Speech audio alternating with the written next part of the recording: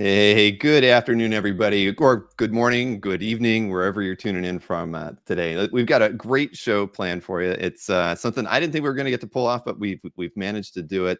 It's going to be a live interview and art sale with both Dennis Cowan and Bill Sienkiewicz. And before we get started, I want to kind of just remind everybody the ground rules, because we are working with Third Eye today. And as everybody who has watched these shows before, when we do a show with Third Eye, you know that the art is in Third Eye's hands, and they're the ones who handle the fulfillment for us. And when we do these shows, it's not a claim in the chat. We do a lot of sales shows where the claims do happen in the chat, but today the claims will happen via email. So let me just give you a couple slides to give you the scoop on how it's going to happen today. So when we do get to the art sale portion of the show, we're going to be showing you a slide. It'll have the lot number on it. When you see a lot that you'd like to purchase, we just want you to send an email to the address that is nicole@thirdeyecomics.com. You know, the subject, I put D&B. You can do whatever you like in there. It could just say art sale, but in the body of your email, you got to put the lot number that you're wanting to claim and your name. And if you are the first person to email Nicole, she will text me to let me know that somebody's bought it. She'll reply back to you, letting you know that you got it. Those of you, if multiple people email, she will let those who know that who didn't get it, and we'll move on to the next artwork. So we keep it pretty simple that way. But then Nicole's got your contact information. When the sale is over, she will contact you to get your mailing address and arrange payment and set up the shipping for everything that gets ordered today. And like I said, it's Third Eye handling the sales. And prices that you'll see today do not include shipping and handling. Domestic shipping is $20 and international shipping is $50. So that about covers it. But we'll remind you of all that before we get to the sale portion of the show today. And I can tell you that Nicole let me know before the show that the art is due at her location via the tracking information. It will be there on Tuesday. So payments that happen over this weekend, you're going to start seeing those packages go out probably on Wednesday, and you'll have them by the end of the week, early next week. All right, now that that's out of the way, let me bring the two guests of the hour here into the show, Mr. Dennis Cowan and Mr. Bill Sienkiewicz. Hey, gentlemen. Hey. How are you both doing today? Hello, my two Bill friends. Yeah, we're going to have some problems here today, I think. I should have changed my name or something. Bill Cox. I'm not going to call you Cox. No, don't do that. No, we're not doing that. And you don't want to call Bill BS. So yeah, well, we'll figure it out. We will. I'm used to that, you know, like it's all good. Yeah. So hey, so as everybody remembers, during the last sales show I had with Dennis, you know, we were talking about Dennis's career, and Bill's name kept coming up when we were talking about different periods during Dennis's career and people he's collaborated with. And I just offhandedly said, wouldn't it be cool if we could get Bill to be on a show with you and I? And it worked out. I mean, it was just a wish, and now it's been fulfilled. Well, I'm fortunate in that Bill's one of my really, really good friends. So, you know, in a way it was easy to make it happen. In a way it was not, because he's one of your good friends. You don't want to go, hey, Bill, you want to do this thing that you don't normally do, you know, with your boy and blah, blah, blah, just take you out of it. And so, you know, it was testy, but I'm glad it worked out.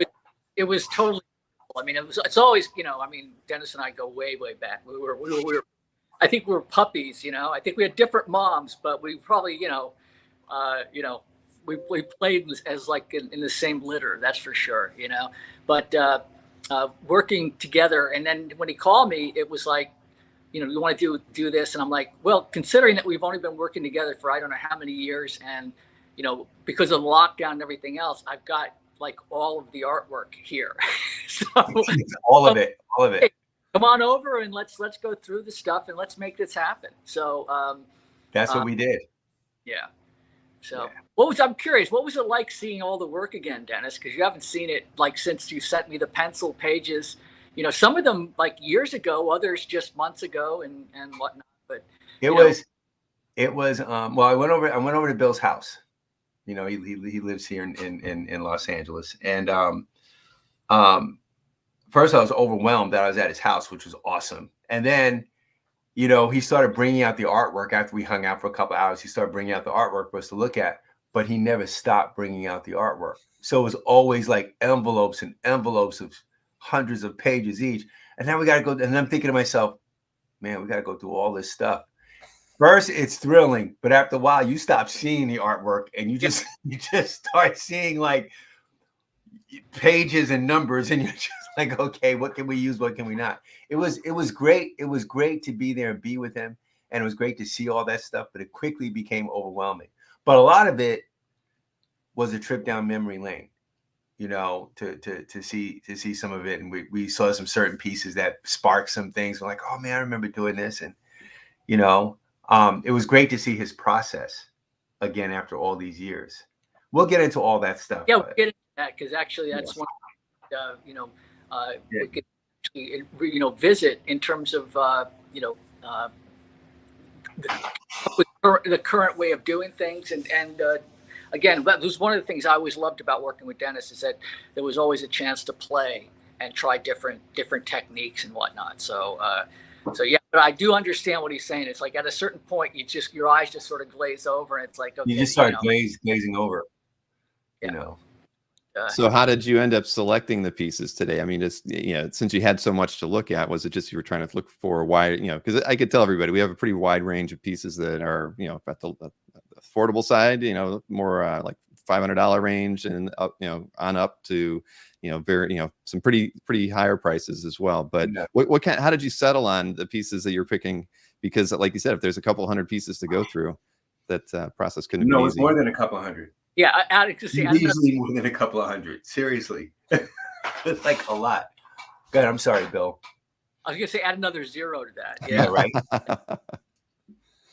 Well, that's so how did you end up being the caretaker of a lot? Just because at the end of the day, you're inking the pages, and so you've just got them, and yeah. He refused to send them to me. That's what happened. So well, I think that was you had to keep them all. much a refusal. It was just more of a you know, I will say that I know that a lot of the comic friends that we both have, you know, we tend to live solitary lives, and my life is a little more solitary than others. It's like, you know, I'm well known. I mean, I've had when I bought the house, it's like Dennis and I used to share a studio, and then he used to come to me. But when I got the house, because I'm up near the Hollywood Bowl, and so it's you know, it's just lovely, and it's great. But other people have asked to come by, and I said I'm not going to invite anybody else here until Dennis sees it, because Dennis, you know, it was like Dennis had to be the first person in, you know. So but we shared a studio together so long ago. So long you know, ago. we were both like really like in our 20s or whatever the hell we were. We've had a whole life that have passed since then. Well, what year was this time when you guys shared studio space? In the early, it was before the 2000s. Was it like in the 1990s or 1980s? No, I was in LA in 1996. So it was before then. You're talking about the late 80s, early 90s, 91, 92-ish. Right. Like around there. It was pretty. So yeah, it goes way back. And we were right next door to Upstarts. So Right. we were right next door to Howard Chaykin, Walt Simonson, Jim Sherman, right? Frank Miller. Yeah. Right? They all had a studio right next door to us. So yeah. we would just bomb them all the time. We were just over there bothering them. Right. Or they'd occasionally pop in, you know. Occasionally. But we were the kids, so they wouldn't come in our studio, you know. Yeah. You know, they were called Upstarts. I remember what we called ourselves was, you know, it was, but we were, there was some interesting sort of competition going back and forth. Now it's like we're, as older guys, it's like we're all just sort of like, you know, brothers who've been through it all. It's all that was competition when we were younger is sort of, it's like, you know, can you you know, even remember what all it was about? Like, we're too old for this. They're too old for that shit. But back then it was everything, you know. So now, anyway, so being here, it's like you know, Dennis would send me stuff to, you know, pages, and the goal was to just, you know, get together and have you know, go through and separate and pick apart, you know, go select which artwork was going to go to who, and like 1 year turned into another year, turned into like a decade, and then it's like the work would just pile up. And I said, look, don't worry, it's in you know. Yeah, I was never concerned about it because I knew where it was. I knew where everything was. Exactly. With 1 minute. When I finally decided to do this, it was like, okay, finally, it's like we gotta, like, this is the perfect opportunity to make this, make this, and so it's you know, like I said, it's terrific, and like and I think after Dennis left on the day that we went through everything, we thought we'd pretty much decided we looked because certain pieces were like, oh, that's definitely got to go in. Right. And other Mhm. like, we put on the potential pile, so to Right. speak. Right. And then after Dennis left, I was looking for a couple of other things, and I went, oh, there's 2 more boxes of, I told you. It's know, a lot of stuff. There's a it's- lot of stuff. hopefully if people, are excited, maybe we can do this again. I If don't want to people jump like it. on the pushing anybody, but But there's a lot of art to choose from. So that's right.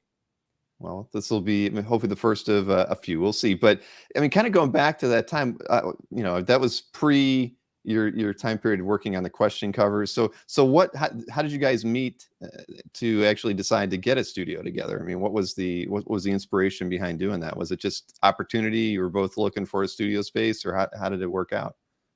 gosh, I remember how we even started to. Well, I think for me, I mean, I think I met Dennis early on. I mean, I think he says he remembers me from the first day that I was trying I to get remember Bill the first day that he came to DC. It felt like the first day he came to DC. I was definitely there the first day he came to Continuity to meet Neil Adams. I was there for that. Oh, you were? Yeah. I was like, well, I got into business when I was about 14. Working, going out running errands and stuff, not being allowed to draw anything or touch any piece of art until I was like 17 or so. But so I was up at Continuity when I was 17 for a long time. I had already been up there. So I saw a lot of people come and go. I've told my Wally Wood stories and my, Dick Giordano kicking me out of the place when I was really young. And what is this kid doing here, Neil? Get out of here. And didn't matter to me. I came right back, But I was there when Bill walked in. And I don't know if I always say it's the first time he met Neil, may not have been, but he came up that time to see Neil and he bought his portfolio. And how did that go, Bill? I'll tell you what happened. We were all working in the front room. Neil used to have a desk that was in the center window. So I'd always see Neil's back. I was sitting in the back of Neil, like maybe 10 feet behind him, but I would always see him. Joe Brzezowski was over here. Shelby McPherson was over here. It was like people, but we had a big table. Mike Nasser was working up there at the time, right? So we had the Neil, like he drew a lot like Neil Adams. He was known for like Neil. So we're all up there and Bill brings his portfolio. And I remember seeing this kid because I saw him up at DC Comics. I didn't know what he drew like, but I remember when you coming in with a jacket on and pants, plaid pants. And I thought, he's dressed. I don't know what he's dressed for, but he's dressed. And then, he came breezing in and breezed right past me and went in. I'm in the lobby and shit. And he just got to walk in, but whatever. So, it kept me waiting for like 2 or 3 hours. Vinny will see now. Fucking Vinny. Well, we'll get to that. We'll get to that later. Anyway, so I saw this kid who I'd seen up at DC come into Continuity, but I hadn't seen his work. I knew nothing about him. I just knew it was this kid who wore a jacket, right? So now he's up at Continuity, dogging me, right? So he brings out his portfolio, takes it out, and I remember Neil standing there because Neil stood when he looked at Bill's portfolio and just kind of flipped through it. He didn't say nothing. Flip through it. Point out, and then all of a sudden, he's telling all of us to come over and look. Hey, Dennis, come here and take a look at this. Blah, blah, blah. Then I think he got Mike Nasser to come and look. We all had to look. And then Neil said the famous shit. I'll never forget this. Neil looked at it. He says, you see, Bill does me, but he does it right. Which is implying that all of us motherfuckers was doing it wrong. That's why. So this was an educational lesson for everybody in the studio. Poor Mike Nasser just deflate. He was just like, because Bill had the essence of what Neil did. He didn't have the same technique, like that same line quality that Neil had, but he had a lot of the essence of what Neil was looking for in his art, and that's what Neil was responding to. The energy, all of it. What he got from Neil was something different. A lot of people got surface shit from Neil, but that's not what Bill got. So it was quite a humbling lesson seeing this dude's portfolio full of excellent work, full of great shit. And then I saw Neil go over to his phone and pick it up. Get me Jim Shooter on the phone. Got Jim Shooter on the phone. I'm going to send somebody over. Am I right? I'm going to send somebody over to you. Yeah, he's really good. No, you really need to check his stuff out. His name is, what's your name? Sienkiewicz. Bill Sienkiewicz. You need to check his stuff. Sienkiewicz? You need to check his stuff out. Bill made a beeline right over to Marvel right after that. And the rest is history. I was there. I saw that shit. I'll never forget it. And I never thought I'd end up working with this guy or even see him again, you know? But I remember Neil looking at his stuff and going, see, he does me, but he does it right. Oh, fuck. I was struggling how to draw, trying to draw like Neil. I was hoping to get my little pictures in. Here this guy comes in and just like blows us all away. And he has not stopped since then. Very, very kind. Well, that was surreal. I mean, my life changed it was like, because I was just going in hoping I would get a geek, or a pinup or something like that. So that I could sort of put my comic dreams to rest. It's like, so that, because I still had one more year of art school. Right. So I just figure it took a month and put a whole portfolio together. And because I didn't think my work was good enough for Marvel, it was all DC characters. Right. But I think I will say, I don't know if things have changed, but I do know that at the time I was the only person to kind of be hired at Marvel with a portfolio of nothing but DC stuff. That's right. That's right. You were. Did when you went to see Shooter or whomever you ended up who did you talk with Jim or did he give you over to an editor? How did that work out? Yeah. Well, I was actually, what happened was, I think it was, I don't know if it was Jim Owsley. I think who might have been an intern at the time, because I know that Elliot Brown, who was a photographer he used to do a lot of production and photography at Marvel. He was like, I guess they, from one of the things I found out years later, is that they would bust the chops of a lot of people coming in trying to get work. It was, so they would sort of like go, okay, he'd point to what one intern and go like, okay, now you go out there and look at this guy's stuff and let him, and like be brutal to him and kind of just get rid of him. Because I guess they were used to a lot of people who just didn't have the goods. Yeah, sure. So I think apparently that's from what Elliot tells me, it was Jim. He sent Jim out, and Jim was kind of going to give me the riot act and just humiliate me and leave me in a smoldering heap of just like, how dare you darken our door with this crap. And then I guess Jim looked at my stuff and then he came back in and like, you better hire this guy. It threw a monkey wrench into their plans, So they actually had to, I guess, take me at least somewhat seriously, which was hilarious. Amazing. But well, that was the thing though, is that even with that, knowing that it's like that level of brutality, it's like that kind of shit. It's like, and I mean that shit with like all due affection. It's like in terms of brutality and giving it's like comedians are the only other group that I can think of who give each other crap the way that comic book people do. It's all sort of like you can either deal with the fire. It's like, and it makes you stronger. It's this whole, and if they're busting your chops, then they actually protect you. Yeah, so, you've got something. Yeah, Howard Chaykin still hasn't stopped busting our chops. So no. And the thing is as we get older, it's like as you get older, it doesn't stop. Right. Yeah. Oh. Exactly. I've got Dennis on in not Dennis. I've got Howard on in 2 weeks, so I know. Yeah. I've had him on a few times as well. He busts my chops every single time. He's awesome. Yeah, he keeps you righteous and in your place, so you don't. Yeah. You have to stay humble when you're hanging around Howard. Yeah. But so did they give you grief at all because all the artwork was DC character related when you were showing it off? I mean, that would have been the only thing they could have given you grief for. They looked at the stuff. Shooter said, he goes, costumes don't matter. He goes, you can tell. Literally just sloughed it off like that. He said, I don't care about the costumes. He goes, that surface. He goes, main thing is you can tell a story. He goes, you're doing a couple of weird things where figures are going outside of panels, which I don't like. But he said, because we can straighten that out. But he's, because Shooter and I, we eventually also used to come to loggerheads occasionally. But again, that same level of busting each other's chops and respect. He used to beat us up over storytelling and how he liked it. And if he did not beat you up over storytelling, you were pretty fortunate and you did something right, because he would jump on people and he changed a lot of artist styles who were used to telling stories a certain way, right? And then they went to work on the shoot, and all of a sudden they were called boring artists because he's trying to get them to. But I already. He made me. I redrew the entire first issue of Moon Knight.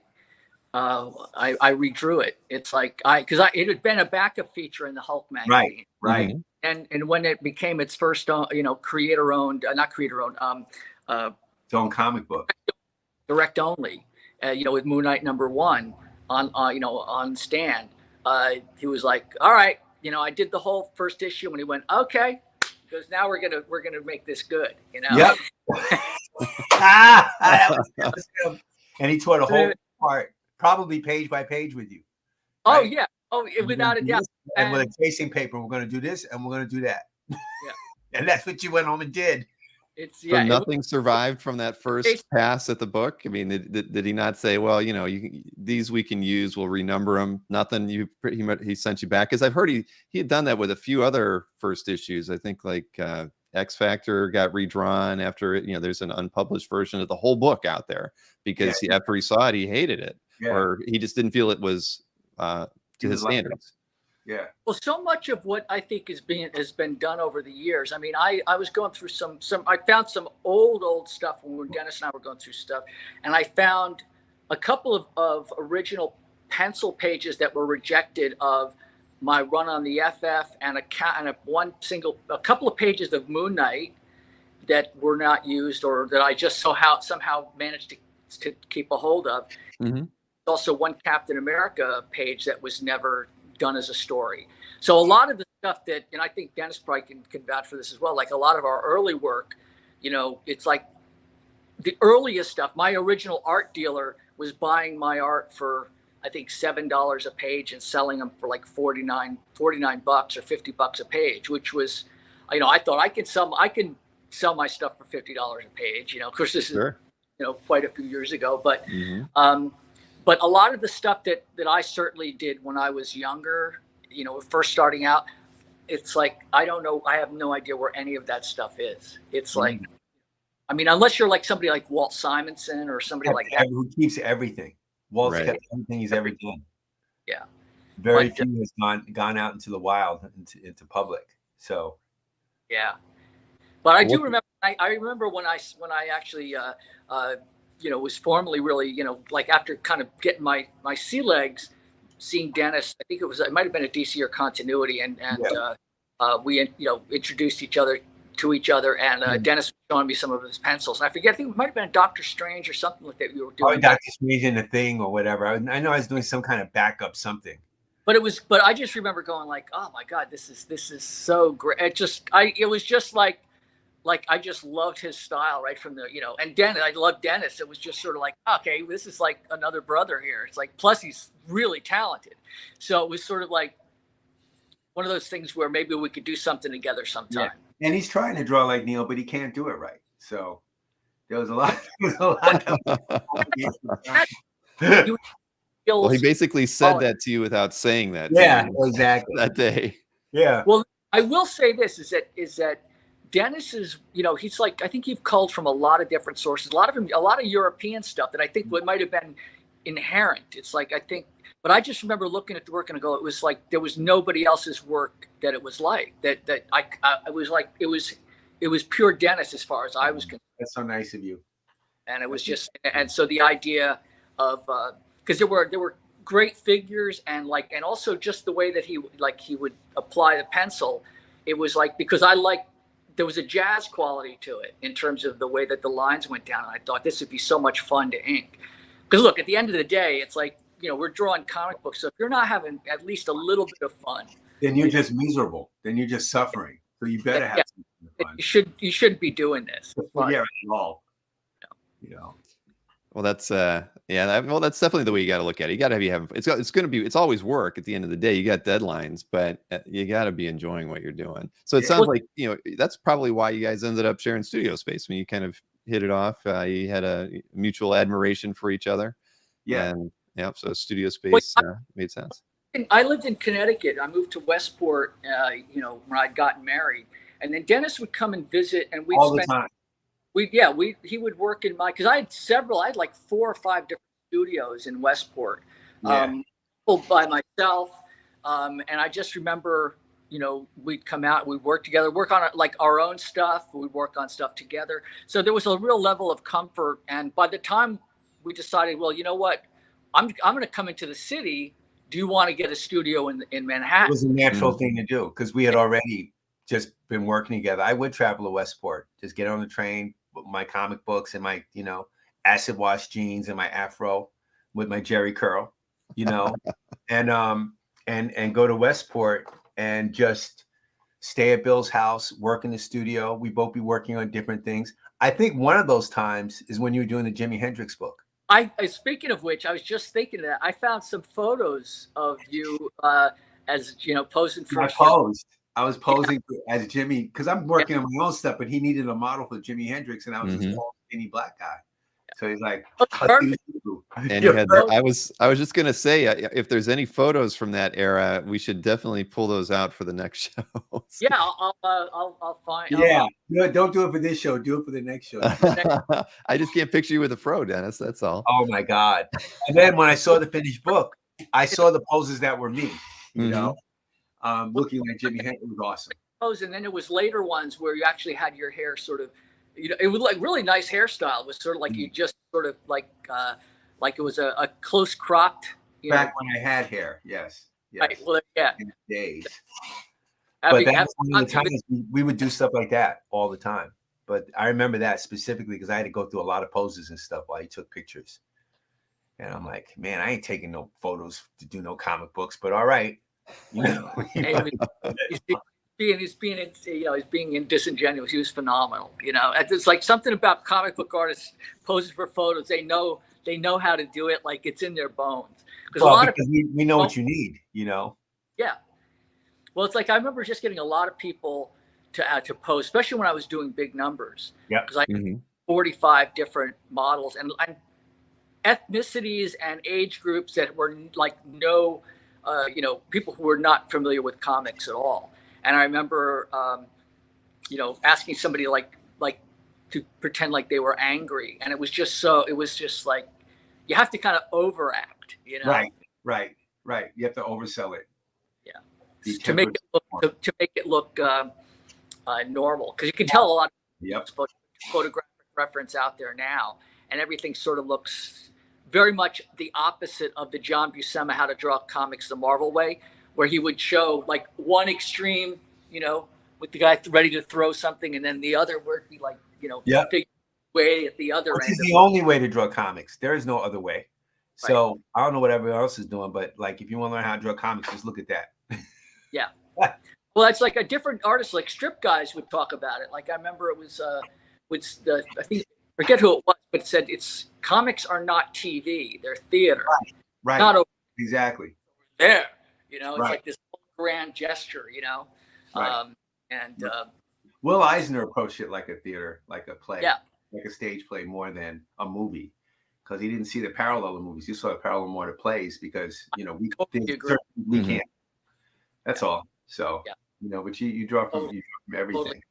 On board. So it was, so that's how we that's how I came to have all the work, you know, and how we came to work, you know, and it was always us because we'd be jumping on projects and then we'd finish up something and then it'd be like, okay, well, you know, we'll see it. Maybe we'll work on something again. And then like, hey, guess there's a project that, you know, you want to work on it. It's like, you know, cause I would be like, I love working with Dennis, but it's like, there's other things I need to jump on. I got to make a living. So I got to do the shit. Editor would call me up and say, Dennis would love for you. And I'm like, oh, no. Like, I can't say no.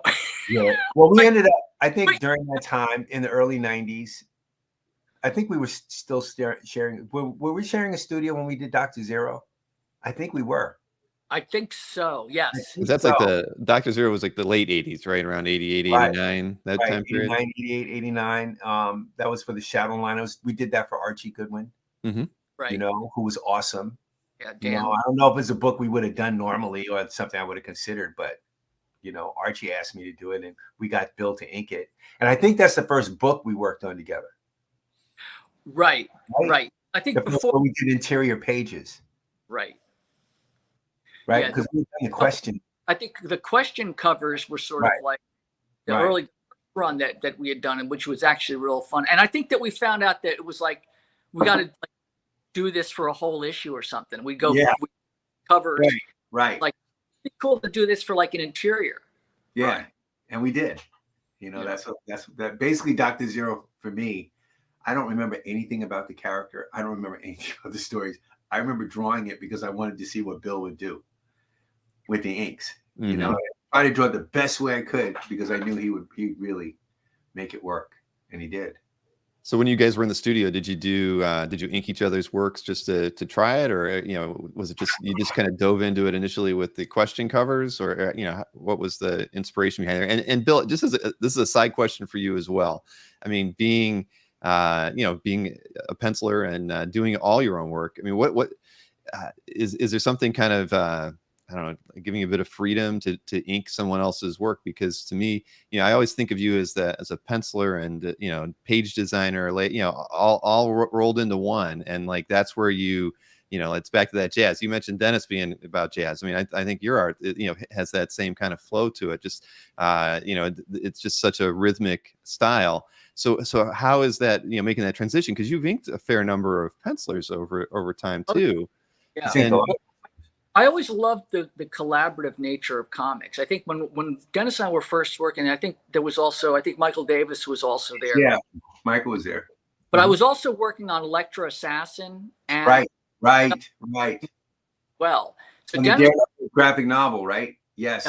Yes. And I also remember finishing up the final run of the last couple of issues of the New Mutants, like where there was one big, it was Karma. It was a big, like 30, 40 piece.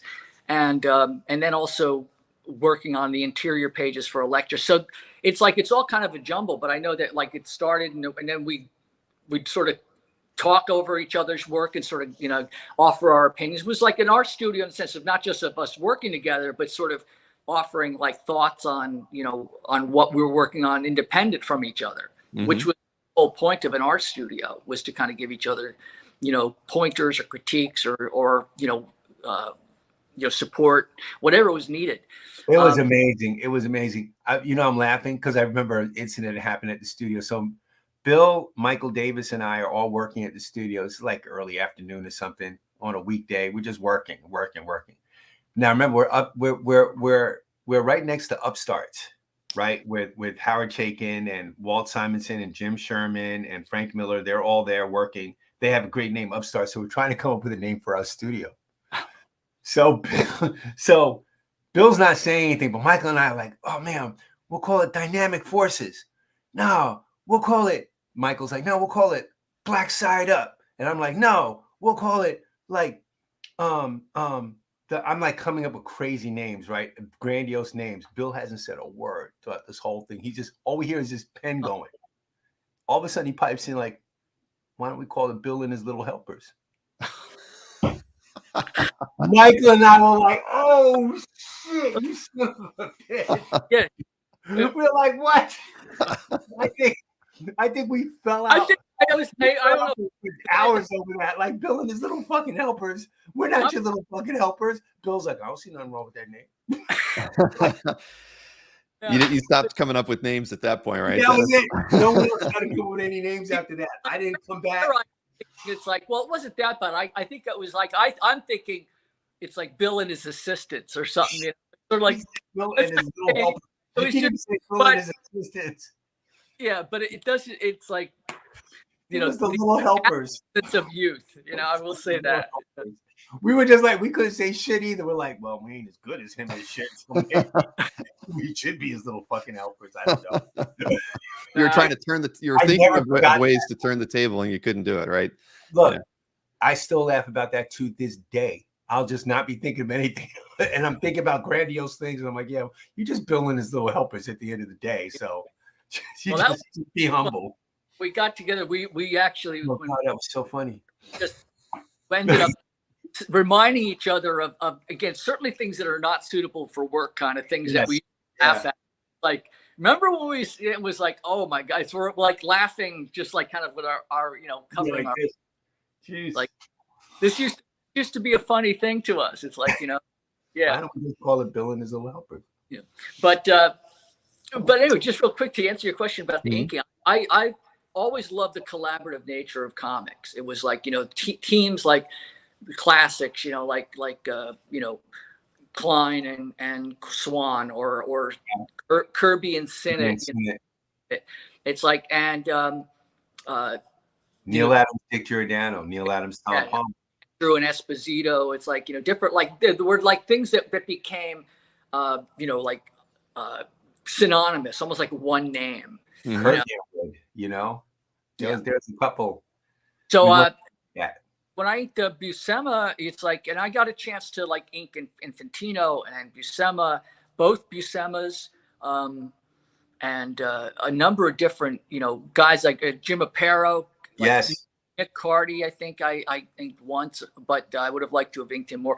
But it was sort of like, I always loved the idea of like walking in somebody else's shoes for just a little bit, because it was like seeing how they think, and I always thought there was an opportunity to learn something. And so to me, that was the essence of comics, of just being able to sort of collaborate, and you end up with these combinations of styles that wouldn't occur elsewhere. So, people would say, why do you want to ink somebody else's work when you could be doing all of, more of your own stuff? I'm going like, I just love it. It's like, I just love being able to work with somebody else and also have people ink my stuff. I mean, although that doesn't happen so much anymore.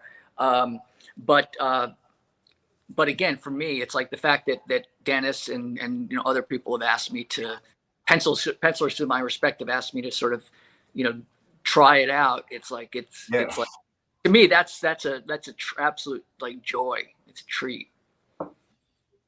No, well, okay. That's there were a couple of questions related to that as well. I think we kind of answered those, or just question it, but it makes sense. I mean, it's the collaborative side of things, but you're right. I mean, your inks, are going to they're going to add a little bit of your style into, I mean, imagine if Neil was inking people, what would it have looked like? Neil did ink some people, and that's what it looked like, It was awesome. Neil inked a lot of my stuff because they did a lot of those comps and storyboards for him. Well, we've looked at, we had Bob McLeod on a few weeks ago, and so we were looking at like Krusty Bunker's pages, and you could always pick out Neil's inks on a Buscema page versus somebody else who's maybe doing a second tier characters on the page or just the background. So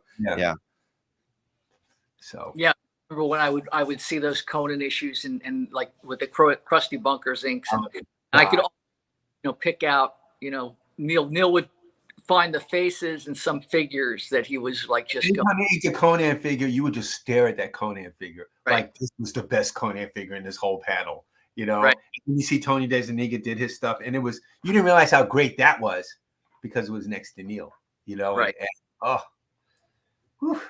then got a chance to work with him. That was the best.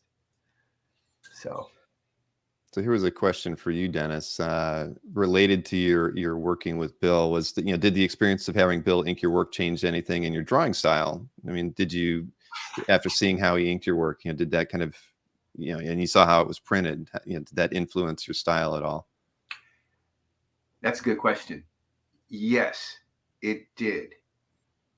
And it's because working with Bill, even back in the early days, you were working with the very best. You were not working with somebody who did not know what they were doing. You were working with the very best. So anytime Bill inks anything, he always elevates it to a different level. And he constantly did that with my stuff. He would bring out stuff in my work that I kind of implied, didn't even know what I was doing, but he would bring all of that out. So then I would go, the next time I would draw something, I would think about what he did and what he emphasized, and I would try to do that. I learned a lot, and still do to this day, from Bill inking my stuff. It's like a giant learning process curve. Never take it for granted. So yeah, it did change my drawing style because he emphasized things that I didn't necessarily emphasize in the pencils, and he would bring that out, and that would make me focus on those areas. And a lot of it made me better just to keep up, because if you're working with somebody like Bill, who's like a genius, I'm talking about him like he's not here. Your concern is really being worthy of the guy you're working with, always. And that's always, you know, like, am I bringing my very best? I try to. I didn't always, but I try to. Am I being worthy of what he's going to bring to the table? Because he's going to bring his A game. He always does. Better bring mine, whatever that is.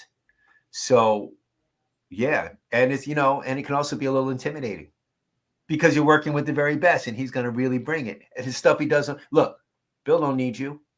He can do it all by himself. He don't need anything that you're doing. So whatever you bring, you better really be on your A game. So it gives him something to go like, okay, I may not have thought of this shit. So, okay, let me do this. That's the best I can hope for working with Bill. And it's been an incredible experience. But has it changed my drawing style? Fuck yeah.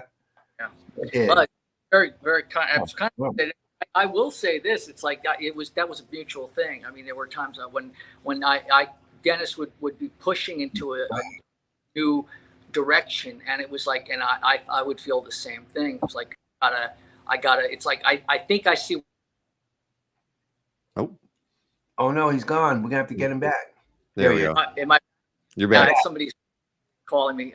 But that may happen again. That's I've got a signing this afternoon. It might be the driver, like the Mark Andraco, and then they did. Tell him to stop calling. Take that call, Bill. Put him on But anyway, yeah. But there were also things that we did together where I actually had to. Where we had a shorthand, where I would Dennis would draw something when he was wanting to put his concentrate on some of his newer stuff or another direction he'd go in. There were certain things that we'd already sort of worked out between us in terms of our stylistic, where I would know what Dennis wanted and what, you know, and so that would kind of free us up to kind of go into a new direction. So, because that's a certain amount of energy, you know, that was, so, you know, it was a dialogue, really. So it does influence at the end of the day, but that's like you said, it makes sense. And I get it. You want to up your game. You want to impress them. You were studio mates. So even when you're working today, it's you want to keep doing your best for both of you. And it's always, you know, and it's always a bit of a surprise to me, you know, whenever he does want to ink my stuff, even though we've done it for like 40 years or whatever, it's still a surprise to me. Like, Bill Sienkiewicz wants to ink my stuff. He wants to ink me. Oh my God. And I start getting like a little fluttery, you know, because he's just the best. So I still, and then it makes me want to work really hard to make it good, you know, so. Well, Southern Comic Geek was thanking you for a recent pickup of a Power Man Iron Fist sketch in Memphis. Even though it's supposed to be on my comic, it was still great. Oh, it was supposed to be like on his remark or something. So even though it disappointed me, it was still good. Thank you. It was still good enough that he's tipping the show $10. Thank you for your for the work in Memphis. Thank you, Southern Comic Geek. We appreciate that. Yes. You know, time was going to fly. Look, we're already at 45 minutes. We were talking earlier before the show. We were going to do a half hour and then segue into the art side of things. But you know, I wanted to. You know, there's clearly we need to have more shows. You know, there's so many things that we could be talking about. But I did think it was interesting the things we were talking about yesterday related to you know, once the pandemic hit, how your method of working together did change a bit. You know, we've already said that, you know, Bill has hundreds of pages that were given, you know, that Dennis hand drew on the 11x17s, gave him the Bill to ink. Yeah. But how did your process change during the pandemic when, you know, because you seem to, you know, really have done a lot of work together in the last 2.5 years. You know, what in your working structure changed as far as the you know, the process from pencil to finished piece? I've also over the, you know, the time I've been working 11x17 for a long time, and I used to work a lot larger. And I like jumping from style to style and also size to size. I mean, there are some things I've done smaller and, you know, they've been 1-to-1 printed size, and other pieces I've done that have been smaller and blown up.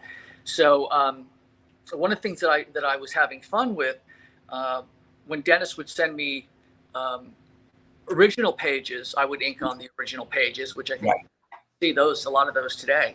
But there was a point during the pandemic when I would get and nobody was kind of seeing each other at all. So, you know, so I figured some of the way to save time would just be to have pages either downloaded to Dropbox or through email. Right. And I penciled pages, and I at first I would print them out 11 by 17 and that way, you know, one to like the typical kind of comic style and format. But there were some panels that I started getting, some pages where I just remember thinking, this would be fun to ink this, you know, like bigger, you know. So what I did was I started to try out working where I would take one page of Dennis's stuff and print it out as if it was a third, you know, divide into thirds. And if a comic page is 11 by 17 and my printer could handle 11 by 17, at least one of my printers could handle 11 by 17 paper, I would turn the page sideways. So a tier, the top tier on a comic book page, which would normally be like maybe 11 inches wide by 4 inches tall, turned out to be 17 inches wide, you know, by 11. 11 by 17. I mean, so as a matter of fact, I've got like some, you know, and these are just some panels that I would do. Like, I think this was, you know, people can see it. So it's like, this is actually one panel of a bat, a Lobo, you know, where I think this was not even a full page. No, it was just a panel. It was like the bottom panel. Like there was probably like 2 panels on the top, and that was like the third splash panel. So so what I was doing was I was actually is into panels and really getting a chance to kind of go into the figures. And because I was also finishing up because of deadlines or whatnot, I was actually putting a lot of the filling in the black areas with like bucket tool and Photoshop. So I would do the actual artwork inked, then I'd scan it in, and then I'd composite everything and put it all together in Photoshop. But there was always real original art at the end. So here, it's like this is the one bottom. Right. Just incredible. So I mean, like this figure of the black racer, I mean, was like tiny. Him 4 inches, 5 inches tall. Right. Yeah. Whereas on the actual page that Dennis said, he might an inch. Really tiny. So I got a chance. I mean, I was like, I really want to go in and explore a lot of the little tiny characters, things that might get kind of tossed aside or just indicated. I kind of wanted to go in and really explore. So it was almost like I was treating the pages. And if these pages were actually penciled and inked, you know, as on one sheet, they would be easily, you know, 18 by 24 inches. Right. It's amazing to me because I was like, most people will not blow something up to 3 times its size in order to work faster, you know, or to work better. Most people will keep it small and just ink a little bit and keep it moving.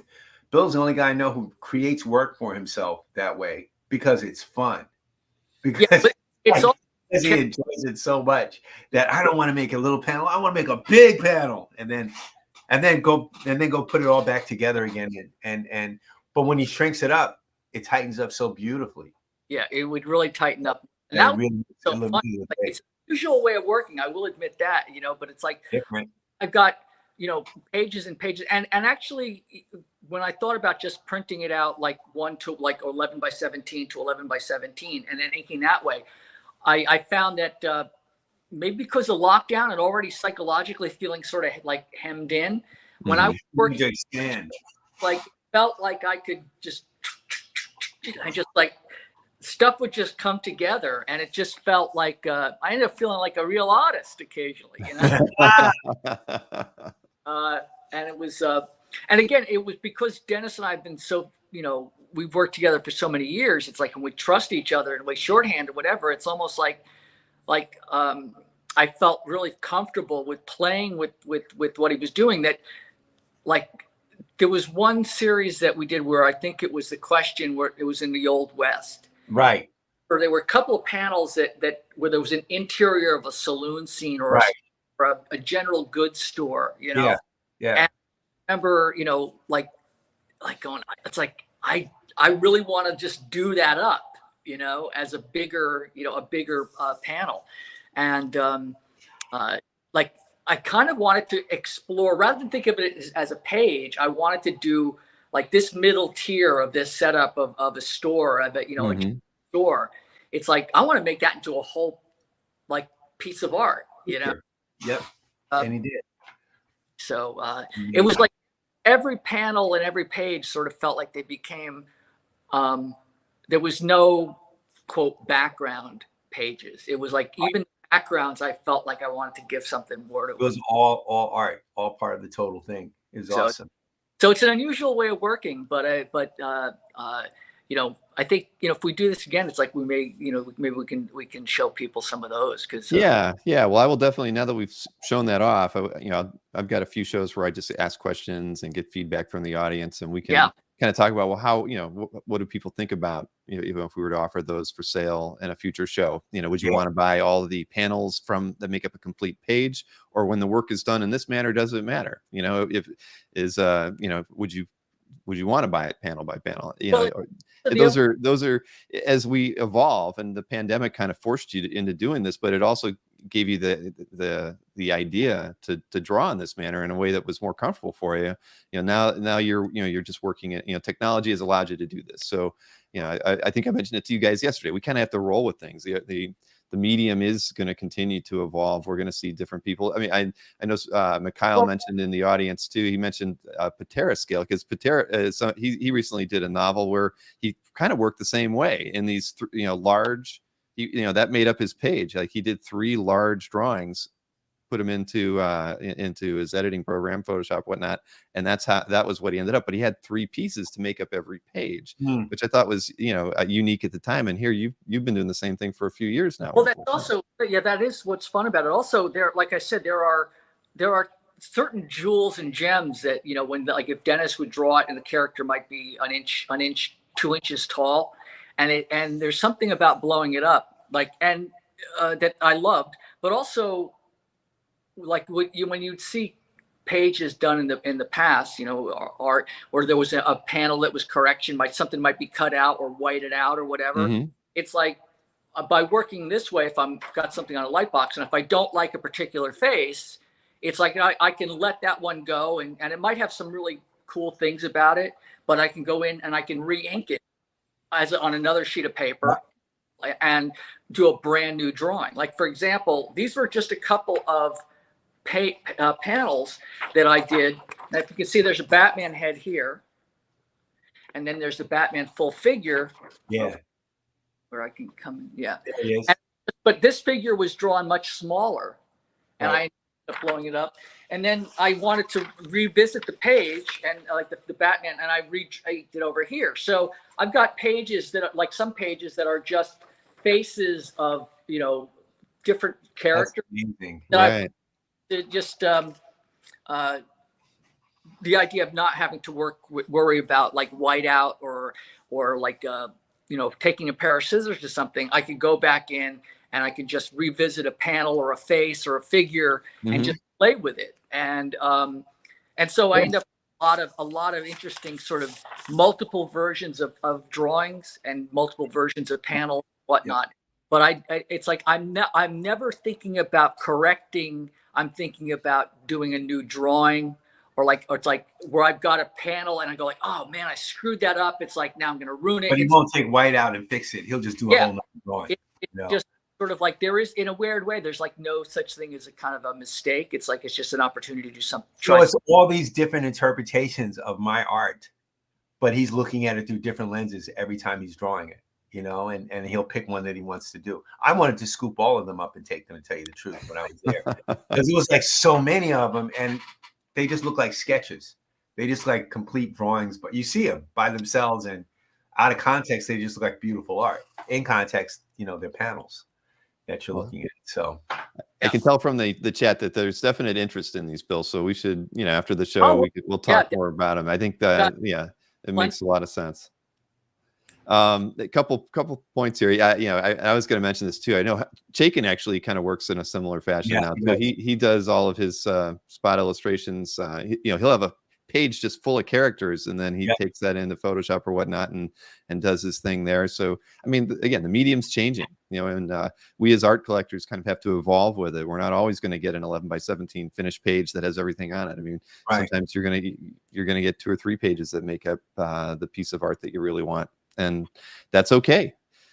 One other, we do got to get to the sale soon, but Ronald had a question for Bill, asking you what type of inking tools you've used on these panel pieces that you've done, and do you reload your parallel pens with waterproof ink? Yeah, actually, that's perfect. I mean, one of the things that I found, and that's actually kind of very much linked to, you know, to my decision to work on some of these larger, is that a number of years ago I started playing with these pens called Pilot parallel pens, and they're actually calligraphy pens, and they come with water soluble ink. But what I would do is I would actually open up the ink cartridges and flush them out, let them dry out, and I'd fill them with Rapidograph waterproof. Cowan was a brand. There's other brands. Oh, yeah. And it was waterproof ink, India ink, and because the nib is 6 millimeters wide, but if you turn it on its side, it's like a razor blade, and it makes a certain thickness of line or thinness of line that Right. if I draw on 11 by 17 sheet of paper, the line might be, I don't know, point something millimeter. But if I'm working larger, the line weight relatively and comparatively sort of, you know, is thinner. So I can actually like go in with that inking tool, and I can actually make it like comparatively thinner lines for backgrounds or whatever, and I can start with that. And so that actually like was a big factor in allowing me to, I didn't have to worry about inking 11 by 17 and having things look too chunky or too thick. So it actually made by working larger, the inherent line thinness of that line became Right. thinner. Right. So it kind of put everything in you know, already in kind of an interesting proportional aspect. Sure. Because Yeah. I was comfortable with that tool, I could just, you know, it was like ice skating on paper. So and it freed me up to not have to worry about going in with a you know, a 000 brush or a 000 rapidograph and then have to like futz with the tool. It's like where like the ink's not coming out, you know, or I got to get a magnifying glass. It's like I could work larger and then shrink everything down in Photoshop, and so it became a way of working faster and hopefully smarter, you know, because I was comfortable with the tool. So yeah, the pilots, you know, I'll work with a lot of different tools now, but I find that the Pilot parallels are really, you know, primarily what I was working on with Dennis. And the other times I'd go in and I'd find like a Hunt 102, which is what I used to ink with, and I would dilute the ink slightly and just you know, go in and just, you know, go to town with it. Because especially if I'm inking on the paper I've been using it's an animator's paper. It's an archival plate finish paper that takes Consistency different. really well. And what it does is it also, like I said, it's archival, and it's like the ink just flies on it. It just goes on it like butter. It's like, and I don't have to worry about it dragging or catching the nib, you know, and spattering, you know, whatever. So it's I'm all about drawing. Is tough enough as it is. It's like, so the idea of anything that can be done to sort of expedite and make the experience as pleasant as possible, you know, I'm all about that, because it's like if I can just concentrate on doing a really cool, you know, like hair, like locks of hair, just, you know, this sort of, it's like ice skating on paper, like I said. So. No, I love it. And my friend Kazra even mentioned that George Pratt did several paintings on, you know, from Wolverine Natsuki as separate works of art that were then combined to make the book. So there's precedence for all this stuff. I mean, you know what I mean? It's so yeah, I think we've definitely, yeah, I like it, and I like the idea that clearly it's liberating for you to work in this way, to not have to be noodling at something, you know, really small. It gives you the freedom to really attack that that panel or that tier on the page, however you see fit. Well, but it also, this is like, there's a precedent for this as well. I mean, if you look back at like newspaper strips, like Little Nemo or Prince Valiant, it's like a lot of like photographs of the artists with those originals. Mhm. Those pages are huge. Oh yeah, those Hal Foster. Those Hal Foster pages are huge. Oh yeah, they are. Comics sort of became like, you know, this boilerplate like business where they you know, double size was, you know, 12 by, you know, or like 24 by 18 or whatever, but they started to sort of work to like, they forced different artists to work at 11 by 17, and that became the norm. But I think early Kirby, it's like working. Most pages are huge. When we first got into business, they were still working. There were still some artists working really big. You still had that. We still had that option. 3 years in is when everything started to shift. Right.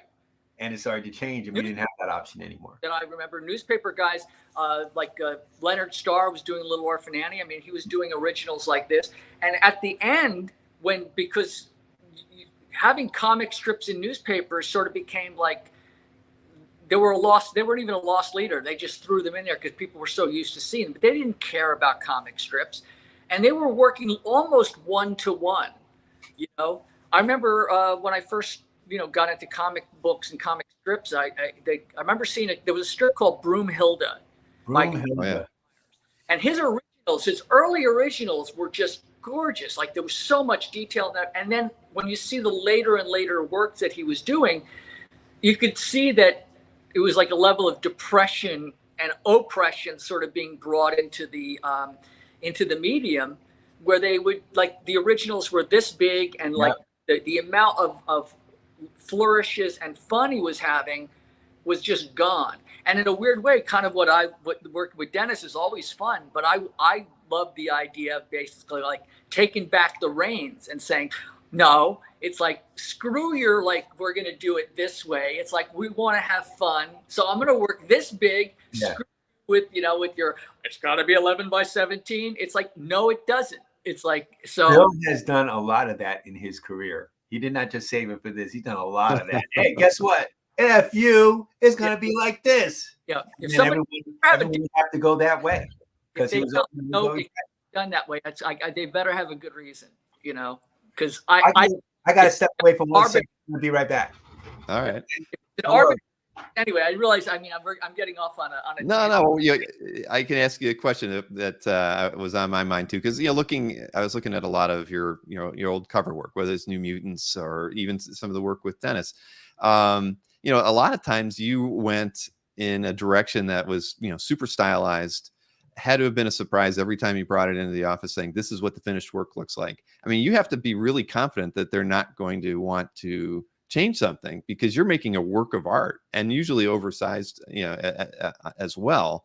So you know, how did you have that confidence to create those works? So, you know, sometimes with, you know, mixed media added into them, not just pen, ink, paint, sometimes other materials.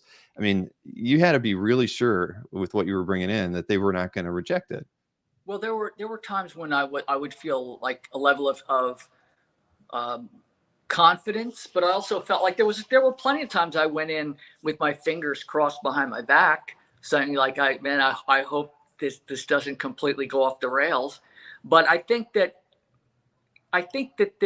the editors and other people involved, they could sense that it wasn't done just to mess with them, or it wasn't arbitrary. It was like there was a reason I wanted to work that size. Mm-hmm. Like there was always, I always wanted to bring a level of integrity to the, you know, in terms of my decision making and the work that I would do. So if I felt the piece was a certain size or a certain style, it always felt like it needed to be that, because, and I've said this before, I mean, it's not a secret that, you know, some people out there might have a certain way of working, and other people may look at the way I talk about work and they may feel like I'm like, it's this new age kind of crunchy granola thing. It's over. I go like, the work lets me know what it wants to be, right. You know?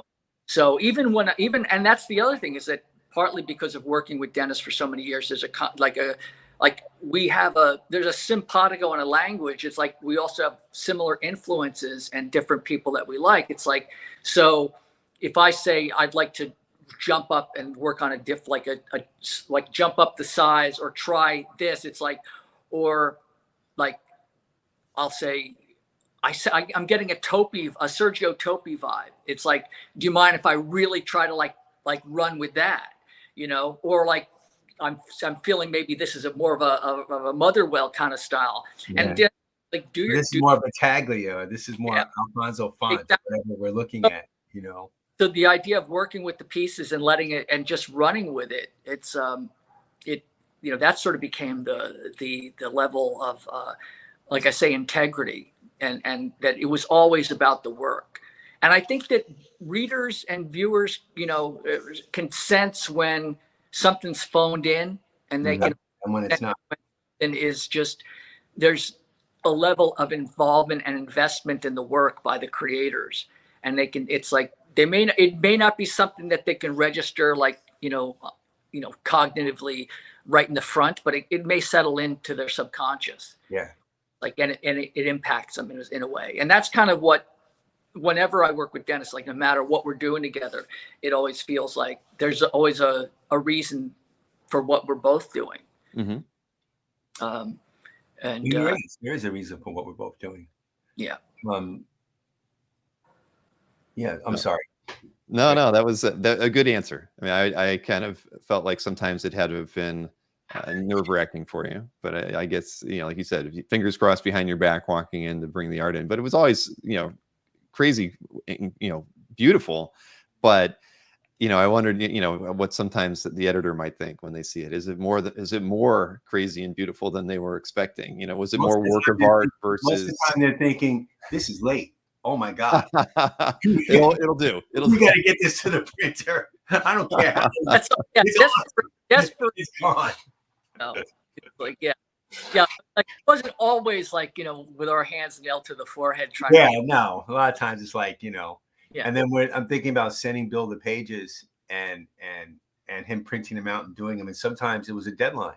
Oh my God, there isn't enough time to send him these pages by FedEx. Yeah. He's got to unwrap them. And then no. Send them right now. Things late. Send it right now so he can have them. And then as you do them, you send it to him, and then the process happens the way it happens. Oh, and again, Dennis and I, like, we're brothers, we're family, and there have been plenty of times where it's like son of a bitch. It's like, hey, the pages are late, and it's like we're working on the pages, and it's like, it's true. Still, like, I can't. We got to make them, like, something happens. It's true. Work just takes over, and it's like, there's been a couple of that son of a bitch. I can't believe it. There's been a couple of, we can't get Bill on the phone. I know he has the pages, but we can't get him on the phone. Dennis, have you talked to Bill? Oh yeah, I just texted him this morning. Well, we can't hear from him. We don't know where the pages are. Where are they? Yeah. They always come in. It always happens the way it's supposed to happen. We have never missed anything, you know. Yeah. But it's been nerve-wracking for everybody. I've nerve-wracked him. He's nerve-wracked me. We both nerve-wracked the editors. You know, it's been it's been real. It's been we've had our, like, it's been wonderful, and at the same time, like, obviously, if it were more headaches and problems, we wouldn't be working together. That's right. We wouldn't be who we are. You know, it's to us, it's the foibles and sort of like the hiccups and sort of like, you know, like calling up and saying, you know, that background is that a bus? It's like, or is that, you know, it's like can I just run with that? Oh, there's been times when he says, okay, what's going on in this panel? Because I have no fucking idea what you drew. Right. That's happened. Right next to it would be this beautifully rendered thing, and it's sort of like, you know, it's, hey, let me guess where your attention went. You know, like yeah. Oh, so God. it's again, it's just he's saying stuff, and I'm like, I didn't mean that at all. What is this? But it's always great, and plus it was late, so it went out anyway. And there you go. Yeah. It becomes like a real. All right, let's see what, you know. Let's see what we can like what magic. Now people are hearing the real deal. So, oh my God. Yeah, now they're pulling up some old back issues, trying to figure out what you guys were thinking. Oh man. Well, listen, we are it's afternoon now, where you guys are at. And Bill, you've got a signing to do at 3. So I know we're Yeah, on a little bit. I have to be off by 2. Like they're picking me up at 2, so I'm gonna have to probably, You're off by between 1. 15. So I just to let everybody know. I mean, I love just unfortunately with the way things were scheduled with the signing this afternoon. It didn't, it's conflicting. So I want to stay for as long as I can. Yeah. And glad to be part of this today. No, it's we had to change the schedule, right? I think it was going to be last weekend, but both of you guys were busy, and we just had to get this thing in. So I'm glad you guys are working with us on this. But look, we can move over to the sales side of things, and then we can talk about the work there as well. So before I do that, I'm going to show those initial slides again, just to give everybody the scoop on how we're going to handle everything. As I mentioned earlier, Third Eye's got we'll have the art on Tuesday, so they'll be fulfilling all the orders that happened today. So keeping it. With Third Eye has always worked out really well for us, and they pack everything very well and get your art promptly. So as far as the shipping goes, just a reminder, any of the prices that you see on the artwork today, domestic shipping is an additional $20, international is an additional $50. And we're not doing claiming in the chat. Chat is just for us to socialize. If you're going to claim any artwork, you're going to be sending an email today to Nicole at thirdeyecomics.com. And I'll show her email address a few times, throughout showing the artwork. I'll kind of highlight it like that right there so you can see it. But, if I were you, I would have your email client handy and have it already typed out, Nicole at thirdeyecomics.com, in case, that way you don't have to retype that. The rest of the stuff is easy. Put D&B art sale as a subject or something similar to that. And then in the body, include the lot number that you're wishing to claim and your name. First person who gets the email into Nicole will be the buyer for the artwork. Nicole will reply back to that person, as well as anybody else who maybe came in second or third, for pieces that are highly desirable, and let you know that you didn't get it. We won't go too fast through all of this, just to make sure that people know that they didn't get the piece. Usually the thing is, I always say, is the person who got it gets emailed back by Nicole immediately. So if you don't get an email within 60, 90 seconds, you didn't get it if you were after a certain piece that we're going to be showing today. Yep. And at the end of this, we will, Dennis, we didn't even talk about it because you came in late, but I'm assuming there are some pencil pieces that we'll be showing that are outside of the. I did do some. I did some pencil pieces because I was like, well, I did just a few, but no one's seen these yet. But I can show some of them. Here's one. You want to show them now, or do you want to show them? Well, we can show them. I can show later. Okay, we show them after that. Well, yeah, we'll do the first 23. We'll show those off. We have 23 slides to show, and then we'll show these at the end, because these are essentially commission opportunities for those of you in the chat. Where Dennis has done. Yeah, Dennis pre-drew some character pieces, and if you would like to get that, we've got Bill has agreed to ink them. Yes, for you. Yeah. So that is Jason, you just asked that. Can we get that is the whole idea on this one. Bill will be inking these pieces. Yeah. So the prices are a little different than the last time I did one with Dennis, but for these pieces that we've done, that Bill is going to be doing all the inking. So those obviously, after the show, they'll go to Bill. Dennis will drop them off, and then those will, once they're done, they'll get shipped to Third Eye and go out. So those won't be available at the end of the week, but they will be done rather quickly. And if this goes well, just imagine the possibilities of doing these things in the future. So so let's just get started, because the first piece is kind of the doozy of the show. It's the one that both of you, I think, really care the most about, and so we can talk a little bit about. Yes, Jason, when I give you the price for what those are, it's for the pencil piece that Dennis is showing you that will be then inked by Bill. So it'll be Dennis's pencils on those boards, Bill's inks on the same board. And again, but I think when Bill and I talked, we a couple weeks turnaround at worst, if not sooner. We wanted to make sure that you get these things pretty quickly. So let's look at this first piece. Like I mentioned, lot number 1. It's the doozy of the show, and it's just a beautiful piece. We might as well just bring it up because it's also the most priciest of them all. But I wanted you guys to talk about it, because what lot 1 is at $25,000 is the Black Panther movie poster that was done for the movie in 2018. This was a poster that Mondo printed, and I can actually show you a picture of what the published poster look like as well. Yeah. That's on, I think those are 2 by 3 feet, so rather large. Yeah. And what Bill and Dennis wanted to do here was, not only do you get the original art, which is on 11 by 17, Dennis has several copies of the poster as well, and they have agreed to do a remark, both of them, of your choice, on the poster as well. So as part of that, you would be getting the original art that went into the piece, and then a custom commissioned pair of remarks on the poster itself. So very, very unique opportunity. Not something that we've really ever offered on the show before, but I think that both these guys care about this image a lot. It was a really important movie, I think, at the time. I think it blew a lot of people away. Dennis, I mean, how did Mondo approach you to do this piece? They really came up and asked me to do it. It was at a time when there was a lot of they were just gearing up for the movie. I mean, the movie had not been released yet. We didn't know a whole lot about it. We knew Chadwick Boseman was playing the Black Panther from the other movies. We didn't really know the plot or anything, but they described to me basically what was going on, and then told me to come up with an image. But they wanted the comic book movie poster image. Like there were other movie posters with paintings, there was other movie posters with photos and stuff, but they wanted a comic book version. So I thought, okay, I could draw him in an action pose. I can do all kinds of different things, but what haven't we seen before? And I just thought the Black Panther just standing there looking badass. You don't even see his face. You don't need to, because you'll get the essence of what he's about just from this shot, overlooking Wakanda, overlooking everything. So there was that. But then I thought the only person who could really ink this right and make it look great was Bill. So when I suggested that to the people at Mondo, they were like, yeah, let's get Bill Sienkiewicz ink. And then all of a sudden it became the Bill Sienkiewicz poster, not mine anymore, but that's okay.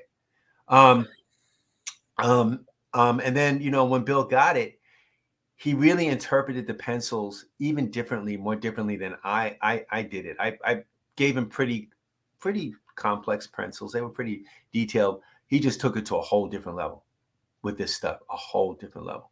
So when I saw the original art back and I saw the ink piece, I was just stunned. All that stuff in his back, all that stuff with the muscles, all that stuff with his stance, everything. Bill really, really, really did his thing. So yeah, I suggested him, and the people at Mondo jumped up on it, and here we are. Well, there was some, again, when I got the pencils and when I was asked, I mean, I love, because it's such a great character, so iconic. And I think that the pose was so iconic, that it felt like it had a weight to it that felt more like much more significant in terms of the Lord, like him overlooking, all of Wakanda. And then when I was, got the pencils and I looked at all the pencil work, I was also thinking of some of the artists that I remember, like Franklin Booth and Joseph Clement Cole, where yes. it was almost like a painted black and white grayscale painting, but done with line work, so that yes. There were values. It wasn't like a very stark black and white image. I wanted it to feel very painterly with the brush and pen work, so that it had value and values and gray and darks and against the very light white of the paper and whatnot, so that there was a whole level of history and excavation into the piece, so that it didn't feel glib at all. It felt like it was something, because Wakanda and is sort of like, in terms of the lore, like it's a hidden sort of thing. It's almost been excavated. It's been hidden, but at the same time, it's like I wanted to kind of try to capture what Dennis had put in the pencils by sort of making it as treating it with as much reverence, because he's the king of Wakanda. Right. So I felt like he needed a lot of that line work. And so, and a lot of the depth and weight that we brought to it. Right. So, yeah, and we wanted to make the Black Panther poster to just put the end to all the Black Panther posters. That was my other thing. We just wanted to make a real effing statement, like, this is it. We just put our foot in the ass of this poster, and we'll let the chips fall where they may, and let other people do their posters and see how they stack up. And that was a lot of my attitude. Yeah. Also, yeah, there's that, and it's also there's people will like, and again, it's always interesting when people talk about different pricing for originals, and I found that that there's the work, the brilliance, of whoever is drawing or painting a piece, and then there's the artist value, and then there's also the cultural significance as well that is inexorably linked to a piece. And I find that there's you can see it with certain Batman pieces, certain Superman pieces, but there's something about Black Panther in terms of the significance of, like, it's a great character, it's got a great history, but also the idea that this is one for the ages as far as I'm right. No, you guys knocked this one out of the park. I mean, so do you always go into a work of art saying, I want to make the definitive, pose, characterization of a character? Because I'm highly competitive, like, yeah, no, I'm highly competitive. I want everything that we do and everything I do to be the statement on what it's supposed to be. Mm-hmm. Like all that question art that we did, I wanted it to be the question statement. Anyone else coming after will have to go, well, how's this stack up next to Dennis Cowan and Bill Sienkiewicz's question? Oh, it can't. Okay, let me just go back and try something else. I've always felt that way, just highly, highly like that. You kind of have to be like that. It's a fight, so. Yeah, and it's interesting you say that, because we're going to win, by the way. No one else is going to win. We're going to win. Well, it's also interesting because I think about what, like the question, I think I did one cover of the question, and it's like, I think, I painted a cover. This is even before, and I look at that version. It was my interpretation, but I don't think of the question as something that, like, I only think of my association with the question as something that I do with Dennis. It's like, I don't even think of the question as something that I do by myself. Right. Right. And the same, I might do a version of Black Panther, but there's something about doing a version with Dennis that feels much more iconic than anything I can come up with. And it's the same with me. When Bill's going to ink something, it's iconic, and it's just, I just know it's going to be great, so I want to do my part to make it great, and when Bill's going to be on it, I'm like, okay, there's a chance to really say something here and really, really mean it, and so that's how we work every time, deadline, no deadline, whatever. The little time I have is what I try to squeeze all that feeling into it. So if I've got a day or two to do it, then you're going to get everything I've got in a day or two. If I've got a week, that's even more time to really, really bring it. So sure. Well, the time you guys have spent together, I mean, that's a lot of trust that you've built up with knowing the other guy's going to carry their load as part of the partnership between you two of you. That the piece, it's like, that there's a wit, a history, and everything. It's like it feels like to me, it just feels like this, like when I say it's one for the ages, that's certainly how I was when I got the pencils. It was like I got to really step up. Also, when Bill and I do stuff, that's the other thing I was going to say. It's like it's a third person. It's like a whole different artist. Like this third artist emerges who's done this particular work. Mm-hmm. So it's not, it's not me and it's not Bill. It's this other entity, at the end of the day. And that entity produces some great shit. Yeah. All right. Well, that one is still available, and we are, we always let people, the thing is, always remember is we have people watch the shows after the fact. So when things end up being unclaimed, you're more than welcome to email Nicole after the show and make inquiries as well. Yeah. So let's see. So we're gonna jump around to all interior work here. So let's take a look at lot 2. This was from that Black Lightning Hong Kong Phooey special that you both worked on. I don't remember the year on this one. I think it was a couple of years ago, though, right? This is from issue 1. It's page 8. 2018, something like that. 2017. Yeah, it's all like I have to apologize. The last several years have been a complete blur for me. Yeah, this happened because Dan DiDio asked me to do it. He took me to lunch So I know it was before the pandemic. I know it was like 2018. Oh. He took me to lunch and one day I'm like, okay, let's go to lunch. And he sits down. He says, I have an idea to pitch to you. I said, what? He goes, Black Lightning Hong Kong Phooey. And I just looked at him like, what are you talking about? Like I said, I draw static. I draw hardware. I don't draw Hong Kong Phooey. What are you saying to me? No, it'll be the best idea, blah, blah, blah. And if we can get Bill Inc., it would be incredible. I'm like, okay, bet. All right, I'll do it. Because he said a free lunch will get you a lot. So that's how this book ended up happening.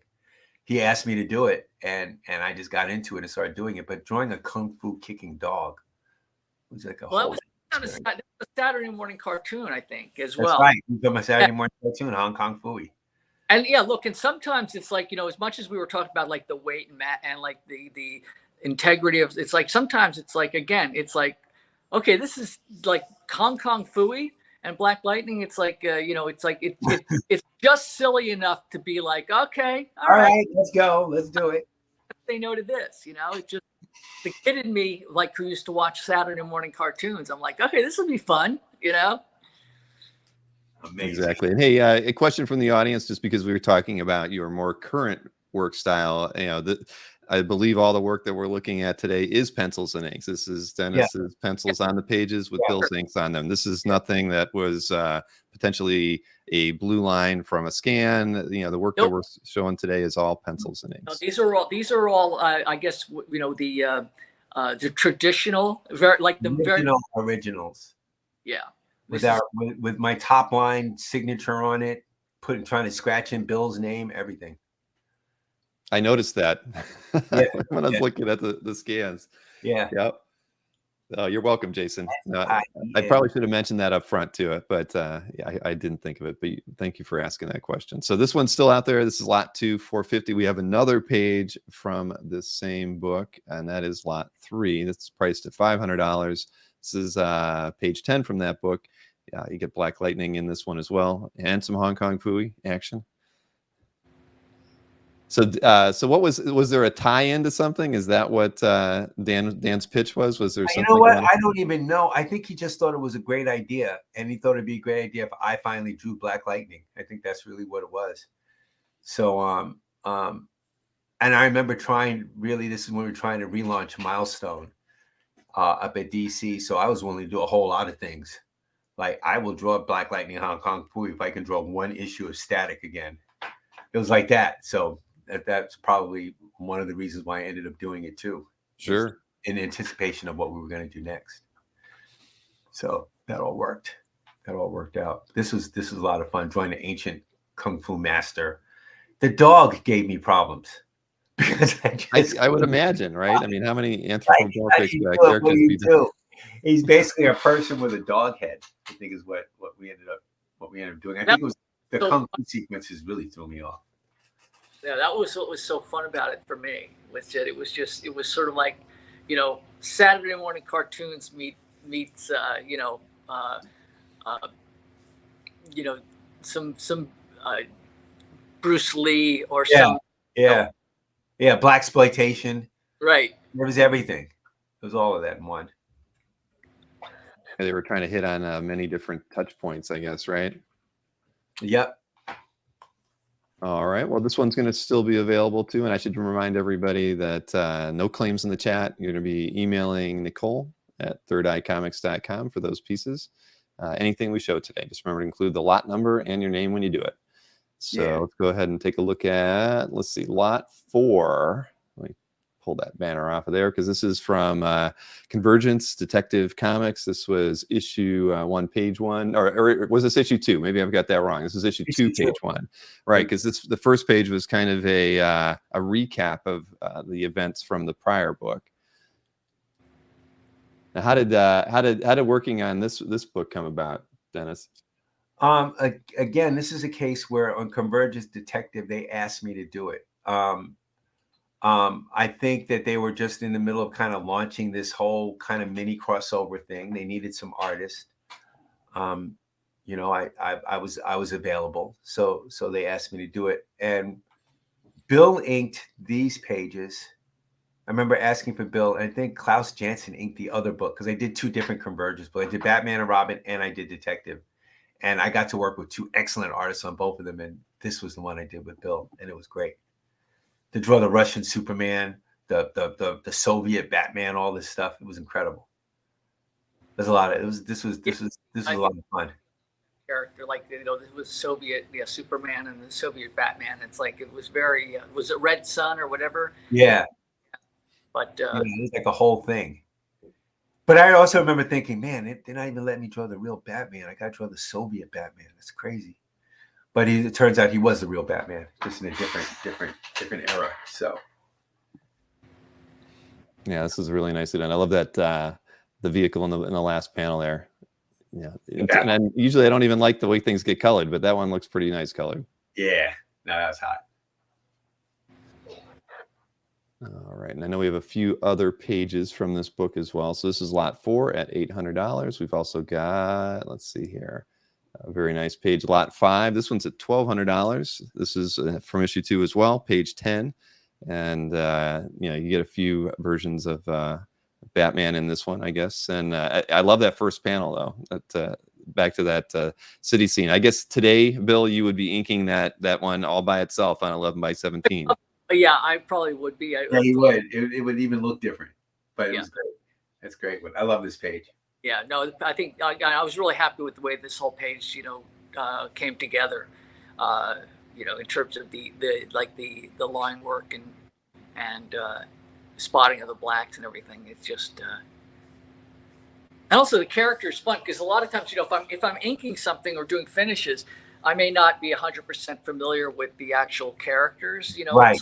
It's kind of like, so it's sort of like, you know, I'll need to be walked through. It's like, okay, who is this Batman? It's like, you know, it's like they'll go, oh, he's a Russian Batman. It's like, he's, you know, and so it's okay, and it sounds like it should be interesting. Okay. Yeah.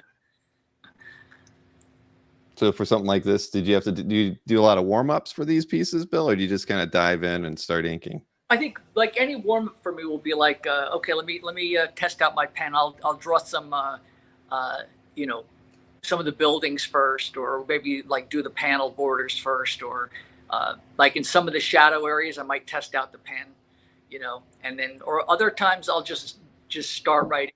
Like, okay, that face looks like I got to just dive right into that. And then I usually, you know, key the page to a certain, you know, one panel, and then Sure. I'll out of it. It really, there's no rhyme or reason, depending on, you know, sometimes I dive in, other times I feel like I need to work up to you know, to a page or a panel that I don't want to mess up. I get it. Well, this I can let you guys know this lot has been claimed. So thank you very much to whomever picked this one up. It's a beauty. It really is. They got whoever did. Congratulations! You got yeah. They got a good page. They got a good one. Oof. Yeah, this is one of my favorites. I mean, because of that first panel, I think it was just gorgeous. Also, I've seen more and more of this Bat character. It's like when this happened, I don't know how familiar people were. Obviously, it was brand new, but over the years, it's like I've seen more and more of the popularity of this version of Batman. Mm-hmm. And you know, it's one of those ones that sort of I was not familiar with at all, and now it's like, oh, that's a very cool character. You know, so congratulations. Yeah, thank you. Yep, and we've got one more page from this book, and it is lot number 6.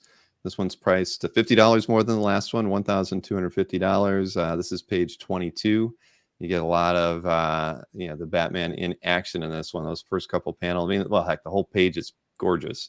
I mean, you get a lot of action in this one for that price. But yeah, this is just this probably would be my like favorite page out of the sets that you gave today. I just love the action in this. Love the boot breaking the you know, the panel border there. Yeah, just exactly the kind of action you want out of a page like this. This is really nice. You just got to make sure you have like cool poses.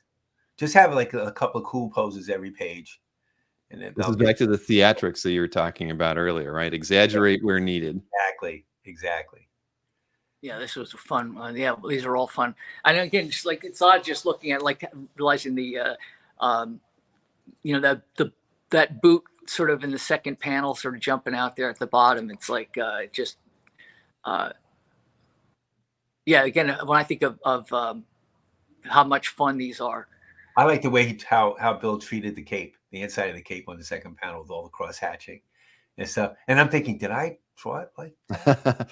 I hope this one has been claimed too, by the way, just so everybody knows. Oh, that's awesome. But yeah, I agree. I love I was going to point that out, the inking in the cape, and I really like the way you handled the third panel, where he's jumping over a dark alley, and I love the way that's drawn there. It's gorgeous. So good. It's like I'm seeing the pages for the first time too, even though I drew them. Well, it's like, again, I think this is where I think that when Dennis and I are like, sometimes I feel like whenever he and I are when I feel like we're firing on all cylinders is when whatever we're doing feels more European. Right. This feels like more. And again, I think it's probably because of our inherent influences, love for Topi and Talia. And all those people. Right. Well, I'll tell you, it was kind of funny when I was doing some, my research pre-show, just trying to make sure I've got something smart to talk to you guys about. When I would put both your names into a Google image search, Topi would come up with both of your guys' stuff, because they do a lot of trying to compare contrast kind of things, and it was funny. I mean, it literally was like every 50th image, but it was always a Topi image, and I was like, that is so funny. I mean, it's stylistically there's something there that is very similar. I got a lot from Topi and all those Italian artists, and when I found out about them, at the time that I found out about them was a very influential time in my artistic career. When I first started the question, I had no idea who these people were. 3 issues in is when I started discovering all these Italian European artists. And that's when everything changed for me. Everything changed for me. Yeah. Because I already had the American influence. I already had, my great teachers, Rich Buckler and Neil Adams and all those guys. But when I discovered the Topis and the Battaglias and the Alfonso Fonts and Breccia, all these people. Whew, that was it. All of those, yeah. I mean, and you realize it's like that there are so many brilliant talents outside, that cannot get work stateside. Right. But the thing with those guys, to make it real quick, is all they were doing was interpreting our comic books and selling it back to us. That's all they were doing. They weren't reinventing anything. I mean, Topi maybe, but they were really taking their interpretation of our American comics and doing their spin on it. It's like Django Reinhardt or somebody, or any European, jazz artist taking what we do, flipping it a little bit and selling it back to us. This is new. So. Well, congrats to that buyer as well. So lots of 5. What's that, Bill? Well, I was going to say there was also, I'm sure, I am absolutely certain, even though I can't recall any specific, but I am saying certain that when Dennis and I when we'd share our studio, I'm sure that there were plenty of times when we'd be pouring through a Topi book or some European stuff, kind of just drooling, going over. It's like I can't recall any specific thing, but it feels like muscle memory. It happened. Except Bill could actually do that shit, and the rest of us were just trying to try to fake it, man. Like Neil Adams days, he gets it right. Yeah. Bill's doing it, but he's doing it right. He's doing it right. That's right. He probably would have said the same shit, and I would have been just as upset. So, well, Bill and his assistants at the studio. Helpers.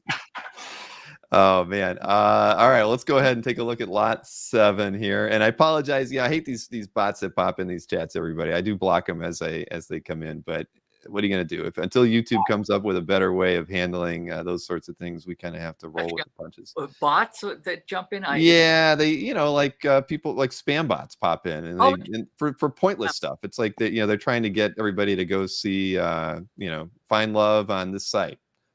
I mean, who's going to click on a link that's in the chat? Or it's not even a link, right? It's just stupid stuff. You think YouTube being, owned by Google, that they'd have better tools that would just filter this stuff out so it never gets there. But we've had 3 of them pop in so far, which is, I mean, these happen when I'm selling art or when I'm just talking about the hobby in general. It's the hazards of streaming on YouTube.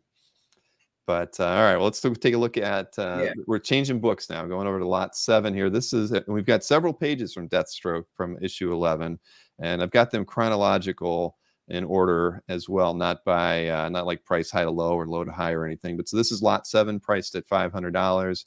This is from the 2016-ish series of Deathstroke. Yeah. It's issue 11, page 3. Yeah, this is a lot of fun. Christopher Priest wrote this. Yes. And I always like working with him. He's a brilliant writer. Bill handled the whole snow thing brilliantly. I don't think I may have indicated stuff like this, and drawn in the figures, but I certainly didn't do what he did, which is add all that black and white contrast, with that line work and really pull patterning and the sort of flexibility in terms of the movement and everything else in terms of lights and darks. That's the music and the European aspect of it. Right. To it. And knowing that with the trust that we have with each other, it's like, okay, if I'm going to run with this in this way, then hopefully it'll make the story more intriguing and work. Yeah. So, but it's but again, even like the figures in panel 2 and 3, it's like this, the shadows and the lighter figure against the darker figure. Yeah. Always trying to play with value arrangement for me. Yeah, I like the snow. I like the snow against those figures. It's pretty cool. That's all good. Good stuff, man. Good job, Bill. And yeah, once again, that first panel is just it's gorgeous. It sets up the rest of the page, and no, I love it. I love it. It looks like there's a Christmas tree inside the house, because there is. There is, isn't there? Yeah, you can in the colored piece. Who does that?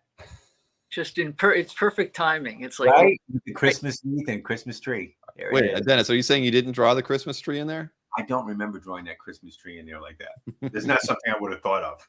Like, damn, let me put a Christmas tree in there. And Bill did all that. So. Oh, I did. Well, I can't. I can't. Oh, he might have thought it was a Christmas tree. Because I think he drew a Christmas tree. Let me make it a Christmas tree. It was really a broken window, but it became a Christmas tree. I don't even know what season. It's like, okay, it's snowing, but what time of year is it? It's because right. A lot of times I will get the plot or the script, and I can honestly say there's times when I may not read it. It's like, okay, just let me just get this done. I know, right? Have no idea what's going on, except by being in the story, then you figure it out. My God.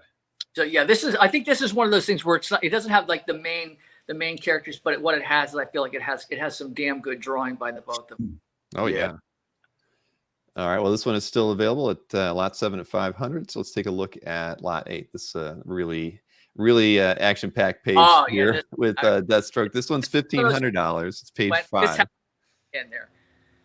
So yeah, this is and again, I love how you've in that third panel you're breaking the gun across the panel. It brings you right down into that last panel, and then that's the money shot right there. It's gorgeous with him in the car, and the look on that one guy's face. He is not thrilled.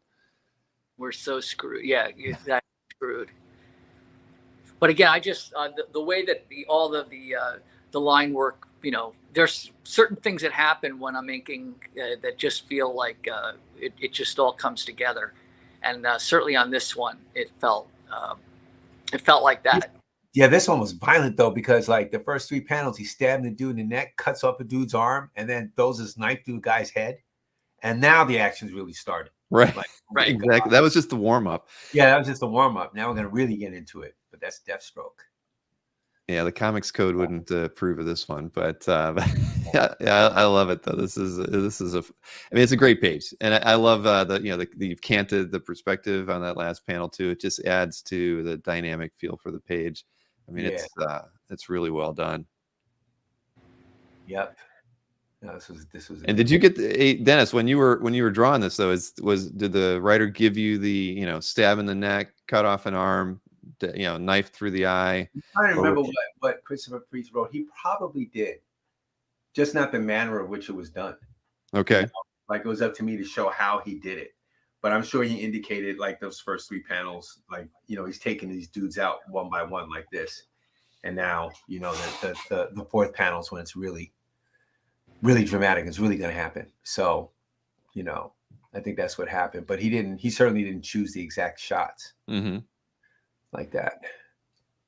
Well, I can let you know that actually lot 7, the prior one we were looking at, that with the beautiful winter scene with the Christmas tree in the window, that one has sold. Oh, that's awesome. Yeah. That's a good page. It really is. Really is. So this one still available and lots of action in it. I think, yeah, I think this one might have probably the most gore of any of the pages that are out there. But all right, let's take a look. And snow. So you get and snow. You still get the Christmas feel. Let's see. Lot 9 is up next. This is from the same book. Like I said, we've got some. I think we got 3 or 4 more pages from this issue of Deathstroke. This is page 6, priced at $500. It's a nice character piece. You know, again, a little bit of exterior action as well as interior stuff going on in here.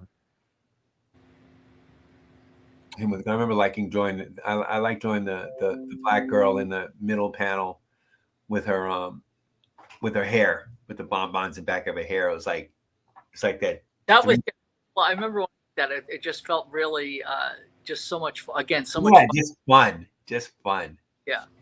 And same thing with the bottom panel where the shadow across the back of the head, you know, like that. Yeah, perfect. Again, some of those things are really simple, but there's an elegance to it that I just love to capture. Yeah. But sometimes those scenes are the hardest to do because there's really nothing going on. No superhero action or nothing, just quiet scenes of 2 people leaning over a computer and talking. How you make that interesting? Right. You know, and I didn't notice it. Eric Wenger just pointed out that they changed the hair in the published piece. Did you guys notice that? I sure did. I didn't even look at that. I just put it in even when I merged the photos and everything. Oh, what? Oh, they did. Why did they? I wonder. I don't know why they did that. I think they ruined it. Well, I won't say they ruined it. But, I mean, it's not. The intent isn't there. I mean, I love the the original is when you see it in black and white, it's perfect. That's kind of goofy. You're gonna have to talk with your editor, Dennis, on that one. We're gonna take it up. Like what? That editor is still working there, which he probably isn't. So not after this. Well, even Jason just mentioned. I like that the hair is drawn better on the. It is. It's way better than unpublished. Well, I mean, what are you going to do, right? After you guys work your magic, they have to kind of finish things up for you. Yeah, they didn't like her with two poofs in the back of her head. It's like it's like they didn't. I'm sure they weren't thinking they want to confuse it with Mickey Mouse or anything. You know? It's right. With the ears, it's like it's ridiculous. They should have left it. Now I'm all upset. I didn't even notice it before. Now I'm like, shit. Right. No, I mean, I don't know how I didn't notice it either. I mean, oh well. I mean, well. It's the original. We talk about this a lot, though. It's the artist's original intent is always. It seems almost always better when editorial makes a decision either to modify a character, move them, whatever. I mean, sometimes there's good reasons for doing certain things, but in this case, does it make her look I don't know, more intelligent because her hair is back? I mean, what the heck? I can't imagine the thought process. Put in the comments, Princess Leia. That's funny. Princess, that maybe they were worried that Disney might get a little upset. Yeah, because we all know Princess Leia is a black girl with a computer. Right, exactly. Well, I like your version much better. So this one's still out there, lot 9 at $500. And let's see, we got I should remind everybody we're doing everything by email today, not in the chat. So email Nicole at Third Eye Comics, let her know which lot you're wanting to pick up and include your name when you do that, and we'll square it away after the show. So let's go ahead and take a look at lot 10 next. And this is page 7 from that book. Now I'm going to be looking for editorial changes all the time. Yeah, right. Every page I show now. This is lot 10, priced at $500, page 7 from that book. Just that I had to focus in on the one panel, Bill, where you just went to town with the with her face. And I wanted to ask you, it's like what made you want to do that one panel so detailed, whereas maybe the second panel, it's doesn't carry that same weight. I think it's probably to do with, you know, what I saw in the pencils. And then it's also just the, again, trying to do the rendering of the, you know, the highlights and everything else. It just feels like a chance to do a kind of a painterly approach with pen and ink, and play with value. Because, you know, when I say values, it's like, you know, the light areas versus the dark areas or blacks. Like, you know, with guys like Toth, where there'd be like a black and just a solid black and a solid white. I like the idea of playing with areas of gray, where, you know, certain dark areas of gray against lighter areas of gray. Because I love to paint. So to me, I feel like this is giving me an opportunity to paint in black and white with pen strokes. So, and like same thing with the figure and the top first panel. Like I could have made, you know, inked him as just a black, like a solid black silhouette. But I like the idea that his value, like his overall value, is still dark. But but there's a little bit of air and atmosphere that can kind of go in there and sort of again, I think more in terms of music that way. You know, it's very, very much musical to me. So, and to be honest, one of my favorite panels on is the second one. I just thought her face turned like her face did turn out great. You know, I like them all. I like this page. I like that last panel with that guy in the foreground. And right. Then, you know, it kind of highlights him. In yeah, a great but I think that's also the fun part. I like, you know, he's so dark in the foreground that, you know, he could have just been simply a black outline. Yeah, he could have been anything. So, but he could have been solid black, you know, right. But he didn't do that. Right. Yeah, I was going to mention the same thing Chris Lutz did in the first panel, a very mid-century illustration feel. A lot of modern artists would cram stuff in the foreground, but yeah, I was getting that same vibe. I mean, I like the way the composition is done there in that first panel. It's unique. I mean, and it feels like a work of art all by itself. There you go. All right, so this is lot 10. It's still available at $500. So we've got a few more Deathstroke pages here to take a look at. This is lot 11, priced at $600. It's page 9, and things are about to get a little crazy here in the scene. So yeah, a little action there in that last panel. Now, I didn't read this book, but you know, that Granny there's got a gun, right? Is that? That was an all girls group who were meeting, and they were trying to figure out how to deal with some kind of mass vigilante, whatever.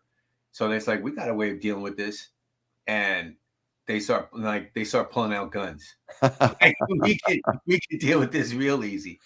And then all this violence happens right in the middle of all that. But I just remember thinking that Christopher Priest is truly insane to even think of things like this. The lady sitting around on a couch with guns. It's just sick. That's great. Yeah, it was a lot of fun. I like that girl in the third panel. I like her face again, you know, with the gun. I mean, the fourth panel, the tear in the middle with the gun in her face. Yes, she's great. But again, for these, again, what's so much fun is the coloring. You know, can add a tone to it. Yeah, I love the idea of being able to, you know, like if you look at a page as a whole unit, like that the darks and the lights and the grays all kind of act as a pleasing, you know, arrangement. And that's you know, one of the things that I have so much fun doing when I'm working on your stuff. Yeah.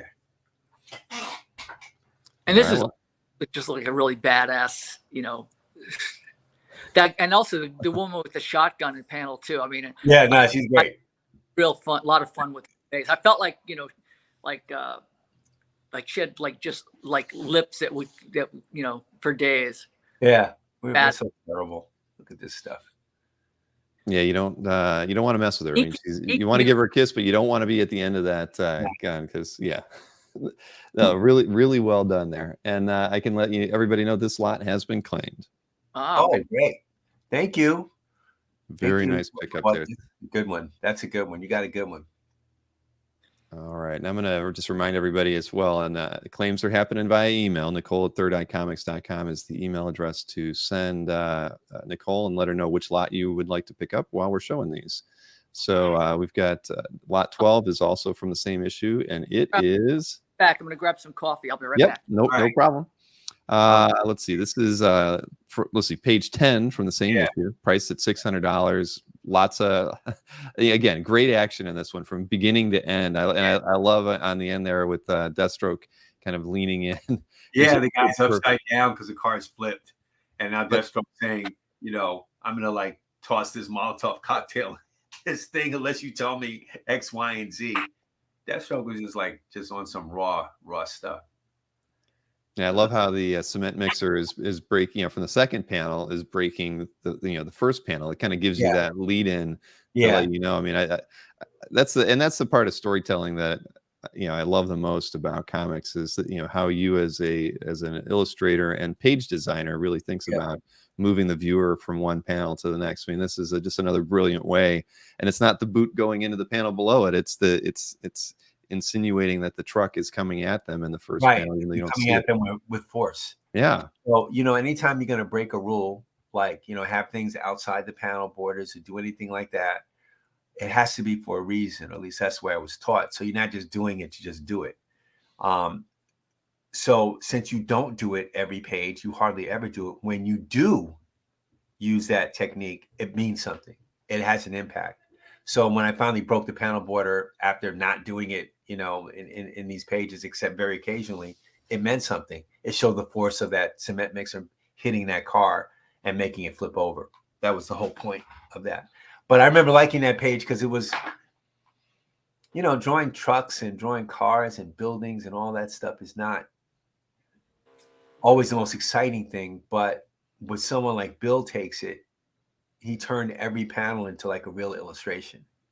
So that by the time you get to that last panel, that payoff, it's exquisitely rendered, exquisitely done. And, there's a lot to it. So, I think this was a more successful page than not. And just how we did it. I think if I did it now, I'd probably have that guy even in the last panel, even further down into the panel. So you see more of his head. Sure. His head, but okay, it still worked. You get the point. Oh yeah, no, this is I love Bill's inking style too. He's breaking the edge of the the printed areas, right? He's just carrying his motion through all that. Yes, I love that in all these pages that we've been looking at. Yeah. Oh yeah. Wow. Feeling like it was a lot of motion. Again, just the movement and everything. All right. Well, this one is still out there as well, and we'll take a look at lot 13, same book. This is page 14 from the same book, and this is for $750. And again, you're using that axe now as the thing that moves the viewer from that right. That first vertical panel back up to the top of the right hand. I mean, that was real purposeful too. That was like, that's not very subtle, is it? Go to this panel is what that says. So, but it does it. I mean, it needs it. I mean, I think like I say, it's back to that sequential storytelling. I mean, that's why we love comics. It's why we as art collectors, we appreciate the thought that goes into these pages. I mean, even though you want that setup, you want to see, well, what was the artist thinking? I mean, that's the part we love about it. Yeah.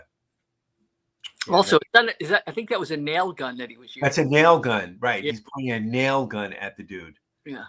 Oh my God. Was this who was the writer on this again? Was this Christopher Priest? Christopher Priest. Who was okay. Yeah. Some dark stuff here. I love it. Yeah. No, it's great. It's great. And we got to do that great upshot of Deathstroke, being all like cool with an axe. Yeah, such an iconic, it's iconic character too. But yeah, no, it's really, really well done. Bill dropped out there. Another call from the driver. No, something else. I'm gonna try to get back to. Yeah, no problem. If you have to take something, Bill, no worries if you have to bow out for a minute or so. All right. Yeah, Deathstroke. An axe or a nail gun. Can't he decide? No, we can't. But so this is lot 13, still available at $750. We'll take a look at, I think we got 2 more pages from this book. This is lot 14, kind of the same sequence inside that office space. This is priced at $750. And, again, you get a nice close-up look at the nail gun there in that last tier. But just a really nice atmospheric page. I love that first panel. She's hiding under the table. Yeah. And didn't stand a chance. Like he put the nail gun right through the table. Yeah, that is, you don't want to mess with a guy with a nail gun. No, you don't miss a Deathstroke. This is a good one. Very European, the way this page looks to me. Yeah, no, I agree. I mean, again, that Topi reference, it's there. It's the ink and quality, but it's gorgeous. And I love Topi. I mean, but still, it's very. I love the second and third panel, the same. The character. I mean, she knows she's not not walking away from this one, right? And she didn't, poor thing. But she probably did something to deserve it. So there you go. Let's see. Actually, Bill's not in here. Jason Wright asked him that question. Let's see. So let's see. Lot 14 was this one. So we'll take a look at lot 15. This is the last page from the Deathstroke set. And this is page 18. And, this one has the creeper. Yes, exactly. Yes. This is the episode. This is the issue with the creeper guest starring. That was a lot of fun. That was a crazy issue. Yeah, I love those first 3 panels together are just great. And, this one's priced at $1,400, and it's gorgeous. I mean, the action sequence is great. That last panel, again, just the way it's drawn, him walking away, his figure breaking the panel. I mean, clearly these are kind of like stylistic things that you do that are very unique. It's a lot like that. Now he's just leading us off the page to the next page. It's right. So well done. Exactly. Yeah, but this was a job that called for all of that. Anytime you see any panel breaks or anything like that, it's called for. But our approach to storytelling is still pretty straight on traditional. It may not look that way because of the art style, but if you really break it down, it's pretty simple stuff. It's always the best. I got you back in, Bill. Okay. Sorry about that. I didn't see that you had dropped out. I thought it was just black, but nope. My apologies. But yeah, I love this page. This is great. And and you see it as a work of art. As collectors, we always lament the fact that the word balloons aren't on artwork anymore. But it's funny, you look at that second panel. I mean, you wouldn't look how much is covered up in the cape. That is kind of signature style for the both of you that we wouldn't see if the word balloon was there. You wouldn't be considering it necessarily. But here we get to see it in the final piece. And again, the legs are covered up in the third panel. Deathstroke's legs. Yeah, and so I don't know. So there's something to be said about modern art where the lettering is done digitally these days to actually get to see the piece in its entirety. Mm-hmm. Yeah. Also, the last panel with that sort of like everything sort of fading to white at the bottom there. That actually works for me a lot. I like the way that works. Yeah. But I think fandom and and original art is like it's a progression. It's like like over time, I think everything is sort of changing, and I think that artists and I think buyers and fans are kind of adapting to a whole new way of appreciation and of seeing or what constitutes originals. Because I remember when a lot of stuff was done where you'd have a repeat of a panel that was done with stats, which people who are not familiar with stats were like copying machine, except they were done by photography. It was like they were like the high-end versions of copy, Xeroxes, right? Which usually meant they were like 10 times more expensive, and they were supposed to be better, Right, and they could print from them. So, That was the whole thing with stats. Yeah. I used to be the stat machine operator at Continuity. Sure. Wow. There was a job for you. But I All think right. Well, this one this one's still out here. This is the last Deathstroke page. So we're going to move into actually 4 Green Arrow pages here. The first one is from issue 25, and I think this was part of an 8-page story. This is page 6 from that.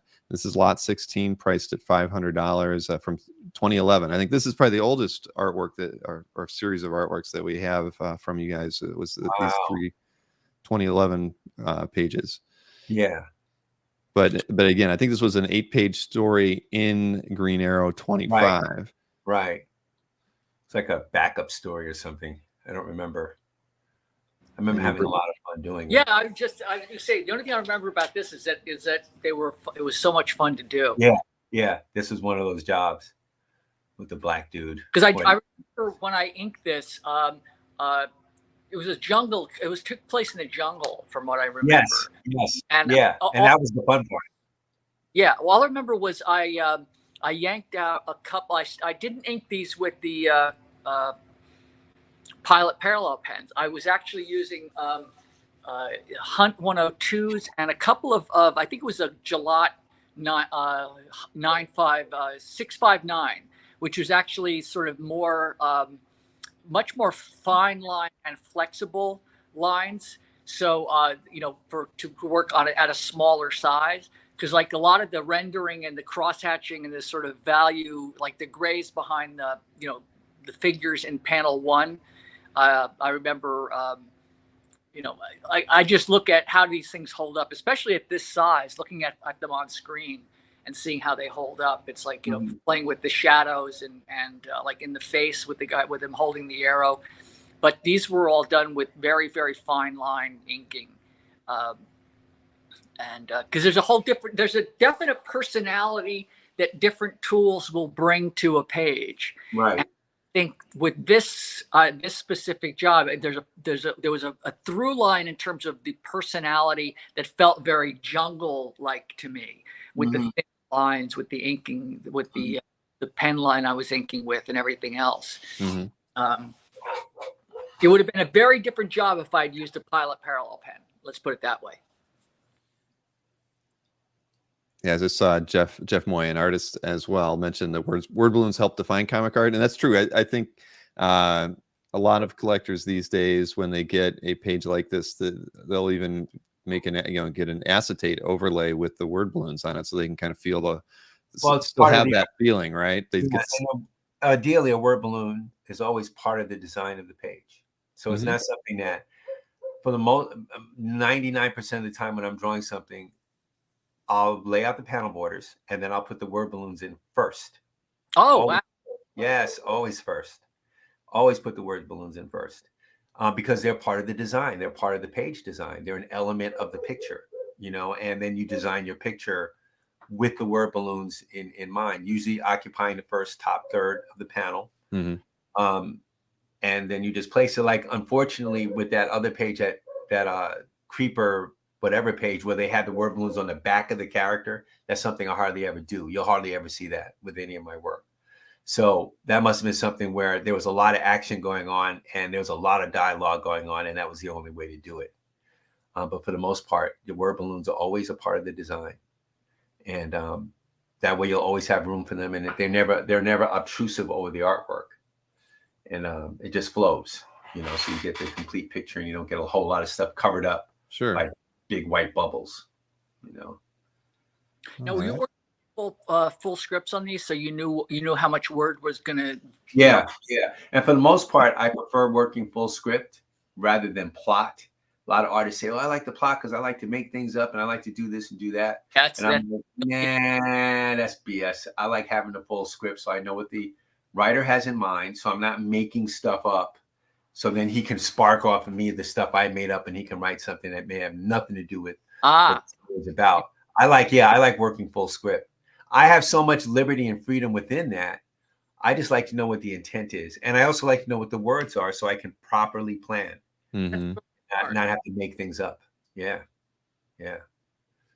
So Very sweet. I'll switch over here to lot 17. This is great splash page, lots of action on it. This is priced at $2,500. This is page 7 from that same 8-page story from the Green Arrow 25 from 2011. I just love a montage, right? There's a few things going on here, but rather than break it up with panels, you've kind of taken your own approach to how you wanted to tell this particular story, and it makes for a wonderful image. Yeah, thank you. No, this was a lot of fun to do this page with Green Arrow, the 3 Green Arrows.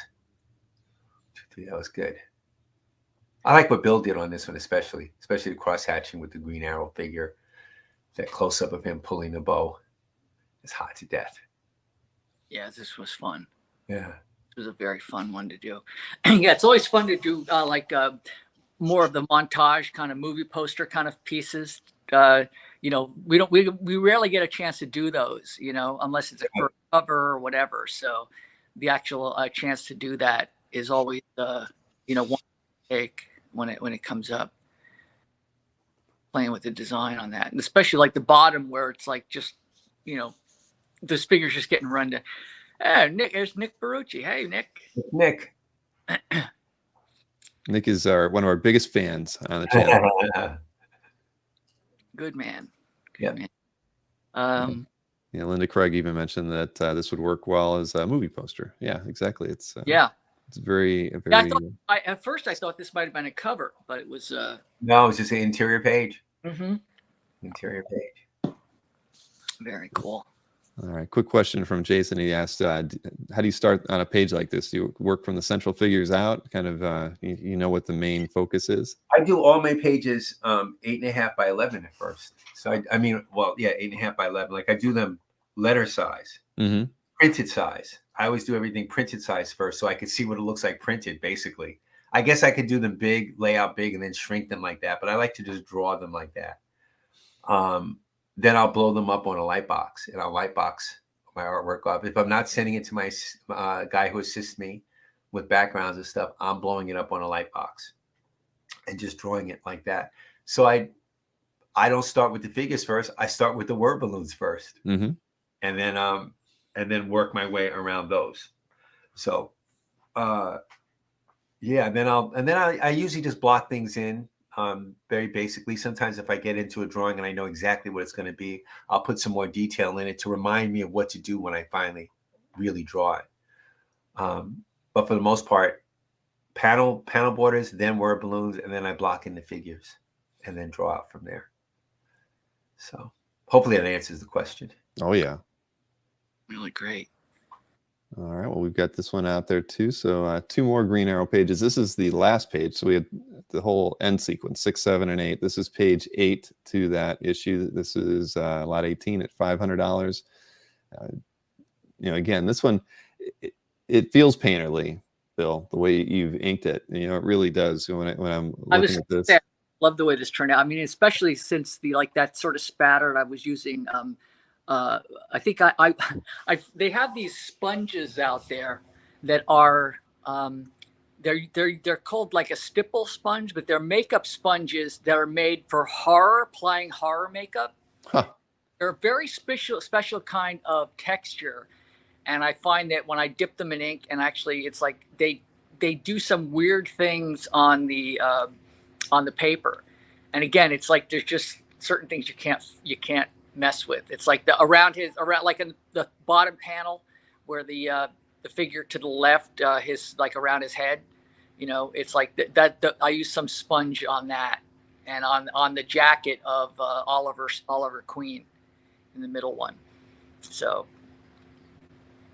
but this one, again, I just had so much fun with this. It's so cool to see the pieces without the color and then with the color. Yeah, no, I like it. I hardly ever see it like that. I certainly don't take out my own work and look at it like that. So I probably should learn something, but this is good. It's good to see it like this. Yeah, I've got, I actually pull it over here so you could see that one, what you were talking about there with the sponge on the artwork. Just like you said, on the jacket. It's so cool. Yeah, it does add a bit of depth to the overall feel of the artwork there. But yeah, this one feels very painterly. I mean, just like the jacket on the figure on the left, you know, just the under, like the shadows, and it's just, I don't know how others to say it. It's just fun to me to see. You're not going to get any arguments out of me on that one. I love it. Let's see. That one is still out there. And then this is the last Green Arrow. This was from Secret Origins. So a few years after that other story. This is from issue 4, page 7. And I think this was part of a couple stories were in the same book or something. But yeah, this one is, you know, very graphic. I mean, the action's nice. But everything is so off kilter in it, right? The perspectives, the angles that you've worked on here. It's just yeah. And then culminating in that last panel with the guy getting the elbow to the face. I mean, that's a very dramatic moment. Pow. Yep.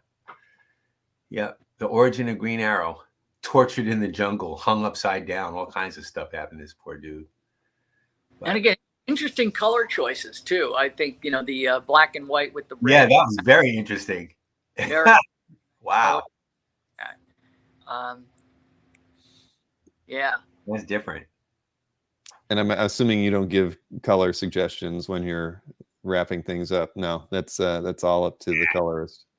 Yeah. Well, Dennis and I have been really fortunate to work with some of the best colorists. I mean, we worked with Soto. Yeah, and we work with Elizabeth. Right? I mean, usually I think what we do with Elizabeth and with Christopher, it's like, you know, it's like, here, color. Yeah, you give them no instructions. You tell them. No. if you want to try a different approach, you very gingerly approach them and say, "This is awesome. Do you want to maybe try this other thing?" And then, you know, they deliver something even more spectacular. Right. So they're amazing. But it pays to work with the very best, always. Yes. Well, that's why you guys work together. Yes, sir. That's why I'm with Bill. All right, so 19 is still out there at $500, and now we're switching gears again. This is these last 4 pages are all from the same book as well. Black Racer. Yeah, this is lot 20, priced at $3,500. This is Black Racer, special issue 1. This is page 2. Just an incredibly dramatic image, and colored really well too. I mean, I like the stark colors that they use on this one. Yeah, I want to interject you one thing that may sound a little odd coming from, like, you know, we mentioned about some of the pricing on some of these, because people are like going, how do they decide what the pricing is on these? It's like, you know, it's like, especially like with the very first one. Mm-hmm. You know, I found over the years, and I've been doing this as, you know, almost as long as Dennis has, I think. Yeah. Same amount of time. But it's like we found that over the years is that the prices very seldom go down. It's like that. So, you know, like I've let go of pieces, you know, early on that, you know, have gone to exorbitant, you know, prices now that are completely insane. So, you know, and I'm well aware of the fact that some of this, like, $25,000 or $15,000 or $3,500 might be like, for some people a little out of their range. It's like, that I totally respect that, especially, you know, considering where we are as a society. But I'm also well aware of the fact that that a lot of these are pieces that can be for investment as well, because prices will not go down on any of this stuff. It's true. So it's like some of these pieces I found that might, like, there are pieces that I bought that were a stretch for me, but for actually pieces I probably wouldn't let go of now, because so, you know, I don't want to say there's you know, there's a mercenary aspect to this. It's like, it might sound ingenuous, but you know, we're well aware of the fact that the prices that we've discussed are meant to be open enough, but yet also well aware of the fact that the prices will go up. That, like, that, again, that Black Panther piece, time goes on, and the culture and the importance of certainly what Dennis has done in terms of his creativity, and also in terms of what he's done with Milestone, and in terms of the importance of representation societally, and the importance of Black Panther in terms of the cultural significance. It's like there's the beauty of the artwork that Dennis has drawn, and then there's also the additional elements they kind of culminate in terms of making a piece, an indicative piece of the times and of the era. And so it becomes, the prices can go only upward. And I think that so that people will end up purchasing a piece that has to do with, a piece of history in a way. And I know that sounds kind of grandiose, but believe me, it's like I've seen enough pieces that have been both, pieces I wish I had gotten and and then pieces that nobody really thought about at the time. And then you kind of go like, oh my God, this piece really sort of came to define an era, So, Oh, yeah. So there is. I realize I might be speaking a little out of turn by saying. No, not at all. Bill, at the end of the day, the thing is that, you value your work. I mean, it's not like these, and these are opportunities that don't happen too often. And, like you said, you've got a lot of artwork there, you value it. I mean, and I don't think anybody, we as collectors have seen a lot of, a lot of ups with no downs since the pandemic started. So I think we're all well aware. And at the end of the day, I mean, that you value your artwork the way you should. I mean, that's just the nature of things. And I mean, I should let everybody know too that lot 17 was claimed. That was the $2,500 Green Arrow splash. That's a good one. That's absolutely gorgeous. So that's beautiful. Yeah. And so no, at the end of the day, I mean, that's nobody, the way you price things is really at the up to the artist. I mean, I think that clarify that it's like in terms of my own value, like in terms of what I'm saying about valuing my own work, or Dennis valuing his work, or me valuing what Dennis and I do.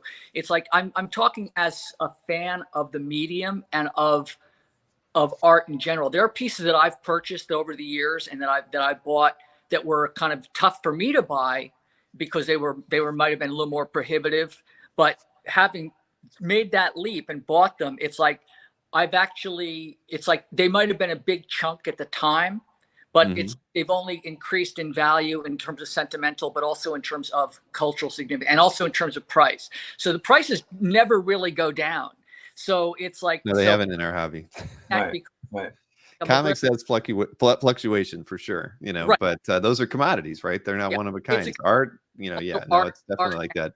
Everybody agrees with you too. Mr. Redjack said, "There's no sin in charging for what you think something's worth for your time and effort, and it's up to the customers to decide." And Linda Craig said, "You guys are masters. I don't think anyone here would begrudge your pricing at all." And that's true. I mean, it is just what it is. When you watch record prices happening at auctions all the time, for pieces that both of you guys would have worked on 20, 30 years ago, I mean, it gives you a moment of pause, really, to kind of think about how things are. It's tough. Pricing art is tough at the end of the day. It really is. I mean, because and what we're doing here, it's even more subjective because you're talking, you're working with a writer who, there's things that are part of these artworks that are outside of you, but so much about you, and so it does make art pricing is tough. And then even with collectors, it's like somebody looks at the artwork and they say, I'd be willing to spend that. But there's probably somebody else out there saying, I'd be willing to spend more. Then the question is can you get that art in front of those two people to figure out what is the right price for that item? I mean, it's, but again, those are the fun things about it. I think our hobby that really make it very unique in the collectible sphere. By bringing, by saying what I just said, and it's certainly not meant to be in any way sort of, I'm not trying to entice anybody to jump, and buy. I'm just saying that it's like that we had some very intense discussions about what we were pricing these pieces at. Yeah, exactly. Out of respect for the work, but also for the buyers as well. Nope, I completely agree. I mean, I think that's what you have to do, and and I'm totally appreciative and I'm so happy, and appreciative of the people who have bought pieces today. No, we're really grateful. I know Bill has a hard out at 2, so right. So we only got a couple more pieces to show here. We got 3 more, and then we can show those pencil pieces. Yeah. Then so let's go ahead and keep this thing rolling here. So this is lot 21. This one is priced at $6,000. This is a DPS from that same black. Yeah, and it's well, actually, it's a double page splash because it's not a spread, so it's even better than that. And priced at $6,000. This one from the same issue. It's pages 4 and 5. Title page as well. You got that Kirby hand out there, dude. It's all Kirby. It's all Kirby at the end of the day. You know, a lot of my storytelling, a lot of, even though it's, you know, I'm very European influenced, Kirby at the end of the day to me has always been the king. You can really see the Kirby influence in my work if you look at any of the costume designs that I did for the Milestone line, because all that stuff was taken straight from like the New Gods and yeah, and all that stuff. I just tried to imagine what would Kirby do. Swear to God, and also what would Walt Simonson do. So there was both of those guys. Two iconic. Yeah. You can't go wrong copying either one of those. So this is a very Kirby kind of thing. But plus it's Mr. Miracle, and that's all Kirby, and the Black Racer. It was like pure. You had to either bring it or just don't even bother doing this thing. I mean, it's so Kirby, but it's also so you know. Oh, yeah, thanks. But when you're working with Kirby characters, right, you really have to think back to him. You know, how would he approach it, and how can I kind of, you know, accentuate it, make it mine at the same time? But you're always having to look back to Jack, right? And if you do it, you have to have a Kirby hand, no matter what. Mm-hmm. Oh yeah, you got to put that in. So. All right, yeah, that well, the hand that's off right is a Kirby hand, yes, without question. But yeah, this is it's very impressive. And I can let everybody know that lot 20, the one that we were just looking at, has been claimed as well. Like, oh, that's awesome! Amazing. Love that. Go back and highlight that one just so everybody can see it one last time, because that one has been picked up. Woof, that's a good one. Yeah, no, I agree, and it is gorgeous, as is this one as well. I mean, this is fantastic too, and you can get the Kirby cracker. Very big frame. You need a very big frame for this one. Oh man, but yeah, this is great. And so this was page 4 and 5, priced at $6,000 for lot 21. Yes, sir. And again, just a really great image. And the next 2 pages are really good as well. Let's see, I'm going to go over to lot 22 next. This is priced at $800. This is page 13 from that book. Again, you get a lot of Kirby crackle. Yeah. You get, but get the boom tube. Yes, you get the whole thing. Here's a for artists out there who want to do Kirby crackle. It's like, here's a tip for you. There are a bunch of pharmaceutical sites and laboratory sites that you can go and you can find Q-tips, basically soft absorbent tips for like cotton absorbency, and they come in different sizes. And so all of those black and white dots on the page are made with industrial sized Q-tips. So, I mean, you're taking the magic away, Bill. You're giving away the secrets now. So, just letting you know, it's like I've chosen to reveal a long held secret. It's amazing the sizes of the Q-tips you can get. Well, this one's been claimed as well. Oh, that's great. Fantastic. Because this has a boom tube, and this has like everywhere you try to get away from the Black Racer, he'll always find you. So this is a good one. I'm glad someone claimed this one. This is a good one. Shit. Nice job. Yes. Thank you so much for all these claims today. And we've got one more piece to look at. Right. And this is lot 23. Oh, that same action sequence. But look, he's getting a ski ripped off of him there. Got the boom tube in it as well. I mean, lots of gorgeous action on this page. It's 2 Kirby characters fighting one another. You know, it's Mr. Miracle fighting Black Racer. What else? What more can you want from life? I think this is one of those pages that we looked at, Dennis. We go, like, this one has to be in there. It's like, yeah, it is. Just from the action, everything that was happening. And I'm like, plus we haven't had enough stuff with capes. So yeah, this is a good one. Yeah, this is I love that first panel. It made me smile. Yes, it's dope. Man. Yeah, on that last one, Caesar said, "Oh, I thought Bill actually drew each crackle." Now they know. It's like they're going to be looking at what tool was used here. If it was it's a makeup applicator here, it's a Q-tip there. Yeah, I tend to be an inveterate tinkerer. You know, I'll go someplace, and if I can find like a turkey baster or something like that, and go like, I wonder what I can use this for in terms of art. True. It's like I'm the I'm that guy. you know. Yeah. Well, you're an opportunistic inker. That's for sure. I mean, that's but I think everybody's always kind of looked at you that way, Bill. I mean, you know, just the way you approached your art, you know, you could tell you're always looking for a different way to get a particular line or a fill in an area. I think that that was always what, you know, was always so attractive about your artwork, was that you saw somebody who was always trying to reach that next level, whatever that, you know, regardless of whether it was you know, for effect or if it was just something that you were experimenting.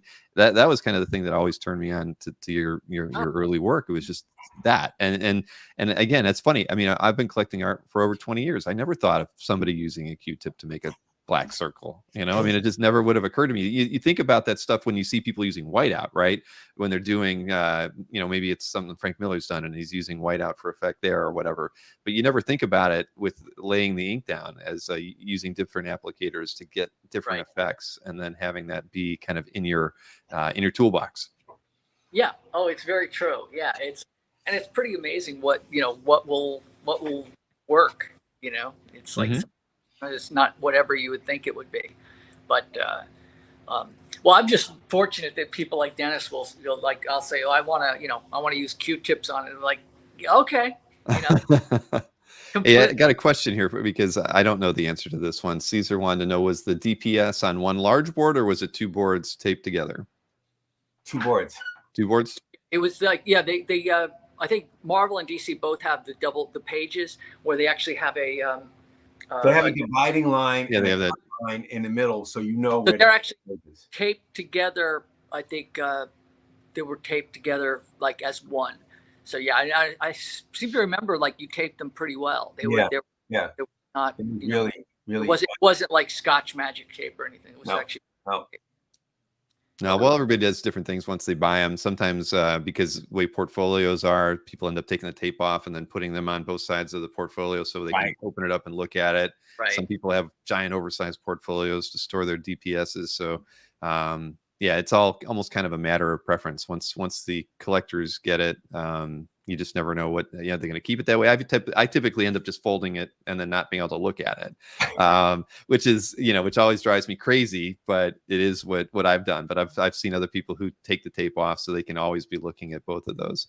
Hey, and I can actually tell you lot 3 just got claimed too. So, what, I know, Bill, you're up against it. So what, and I'll just show off lot 3 here as well. That was the Black Lightning page. Amazing. We'll take it. You should text Dan and tell him, that it's still moving out there in the world of collecting.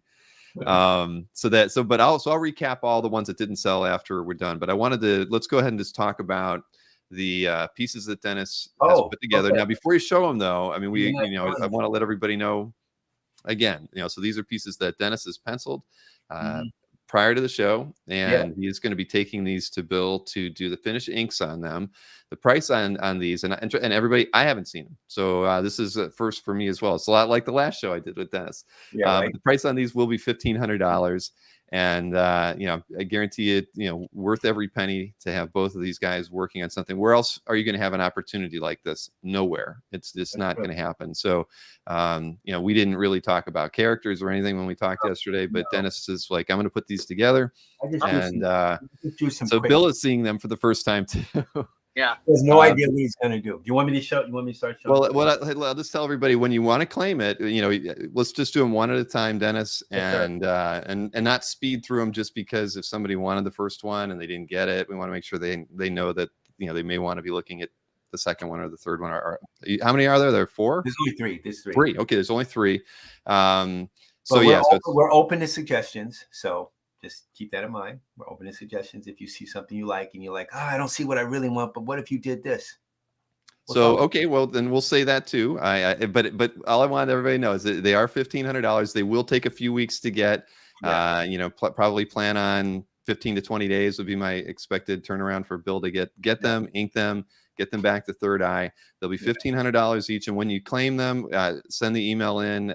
Same thing, it's the art sale, but in the body of your email, please, mention which of the 3 pieces by character name you want to claim. And then and then we can talk about, potentially if there's something here you didn't see, but, we wanted to focus just on these 3 for the show today.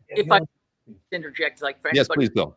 curious about this, is like when I ink them, just in terms of because people talk about fugitive inks and different colors and things like that, fading or whatever. I just want to say it's like, again, I haven't seen these yet, but I know that when I ink them, I will make sure that they are archival and made with anything I use on them will be ain't going nowhere. Exactly. And I saw Jeff ask it for it inked. Yes, this is $1,500 with the shipping for the finished inked piece. It'll be Dennis's pencils. Like I said, Dennis is going to hand deliver these over to Bill, who will ink them. They're done on 11x17 DC Comics paper. Right. So that, we should have mentioned that too. Good. Yeah. So I'm going to highlight you. You get to be the highlighted person right now, Dennis. So well, okay. So I just did a couple of pictures. I did one of the question. Oh damn. Oh shit. Dang. Fun with that. He's standing there, and that's like a cover. Yeah, they're all covers. Beautiful.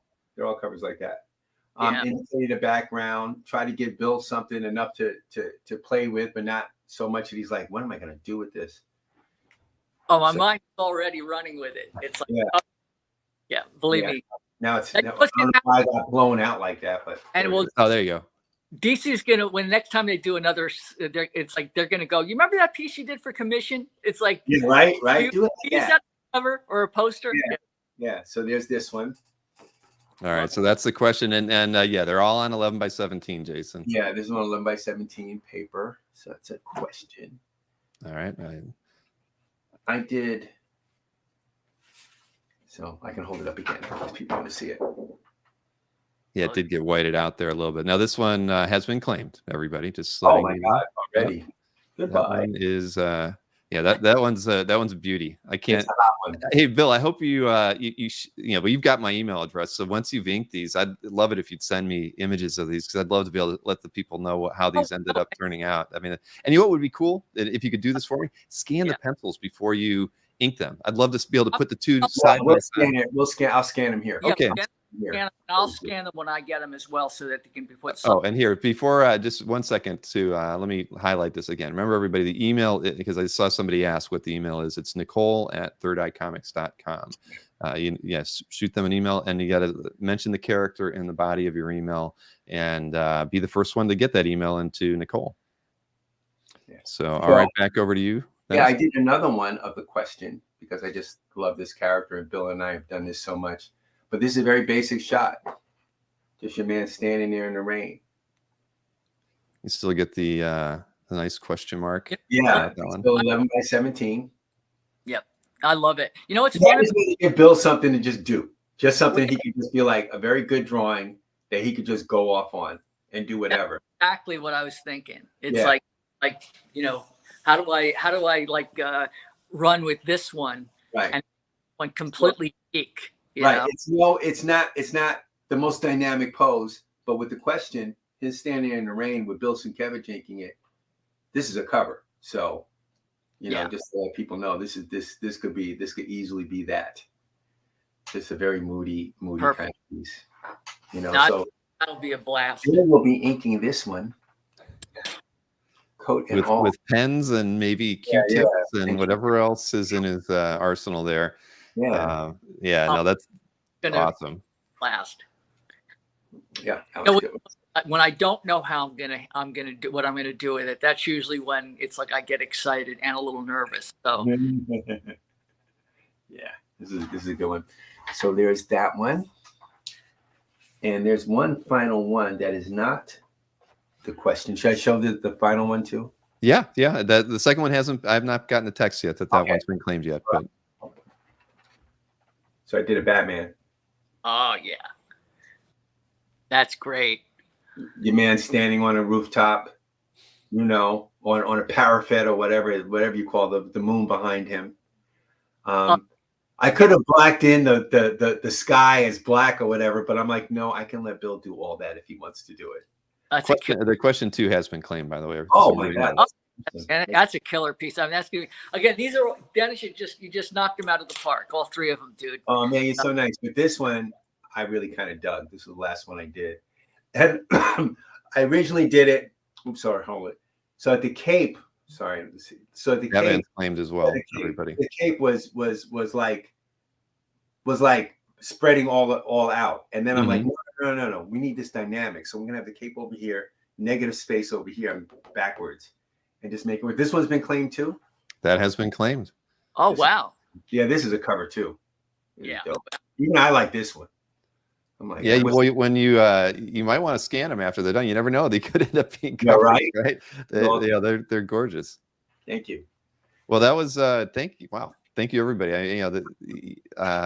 I knew that they would be desirable. Again, the idea of getting to work with both of you, to have both of you guys be able to work on the same piece that's a commission type of artwork, just is these opportunities just don't happen, right? I mean, you guys have to be at the same show, be of the same mindset to be able to pull something like that off. You're not going to get this opportunity many more times because it's just hard. It's hard getting Bill in the room.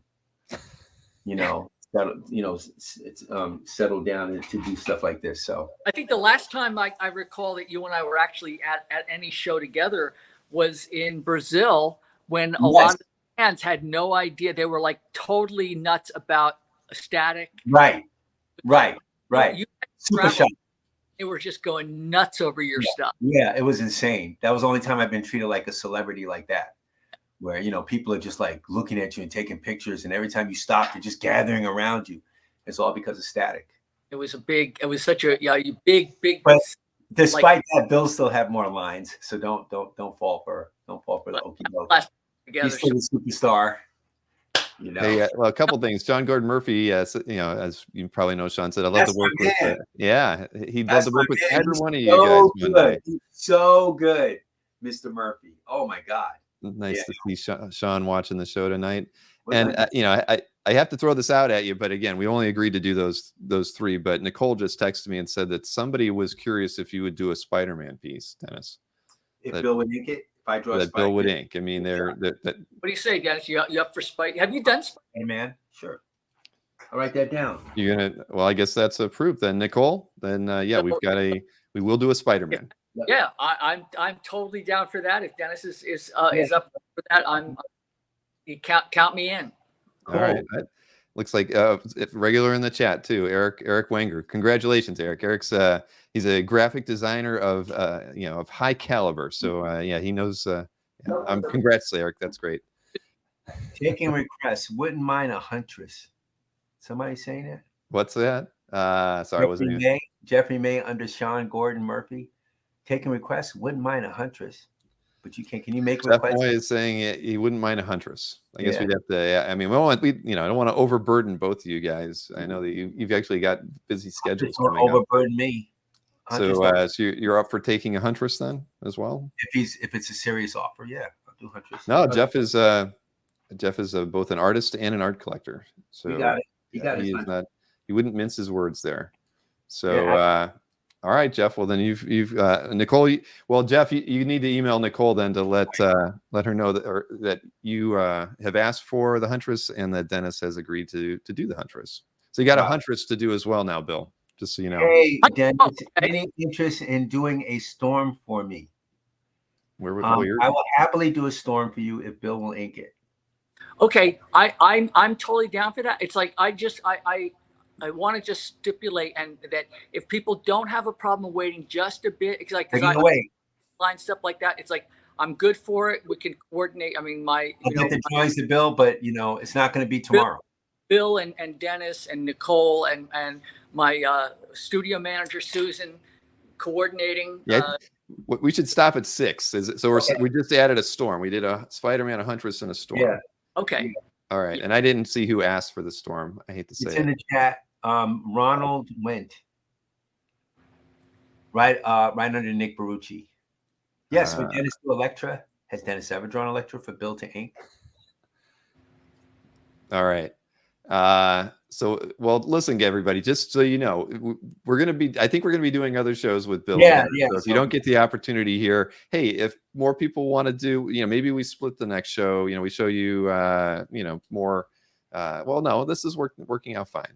this is something that we talked about the other day too, is that these kinds of shows are really, I think part of the mainstay of our fandom anymore. I think that they give everybody unique opportunities that they're not going to get at shows, or because I mean, how often do you get to see Dennis and Bill? I haven't seen Bill at a show in probably 7 years, I feel like. So these are rare, but I'd say let's cap it at 6. Okay. We get these done, get them over to Nicole to ship out, and yeah, oh, and trust me, Nick, tell Nick we'll do an Electra for him. That's the last one.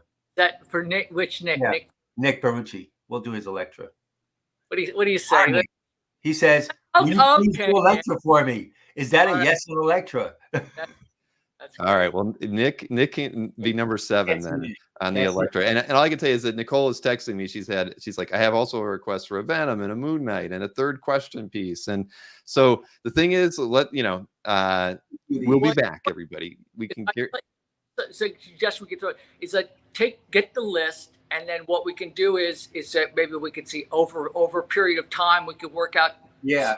Yeah. If Dennis is up for this, where we in between our other job, it's like I'm totally open to it. Right. So, it's just a question of, I mean, maybe Susan might have to be the one to fulfill them or something, right. But let's, we'll cap it right here. Nicole will get that list. Okay. Sorry, Nicole, this is adding to your workload, but we do appreciate it. Again, this is, but there will be more opportunities in the future without question. So just to keep that in mind. See, I'm losing my voice now. I should have got a cup of coffee. But Bill, I know you got to go. I want to recap the pieces that didn't sell too, just so we can kind of run through it and remind everybody who maybe tuned in late or who's watching the show at the after it's been live. I want to just recap the pieces that didn't sell, so they know what's still out there. And so, if you don't mind, I'm just going to run through those really quickly. So first up was that first lot, the Black Panther movie poster, the Mondo limited edition piece. You're going to get the original art for both the poster, and I'll show that here.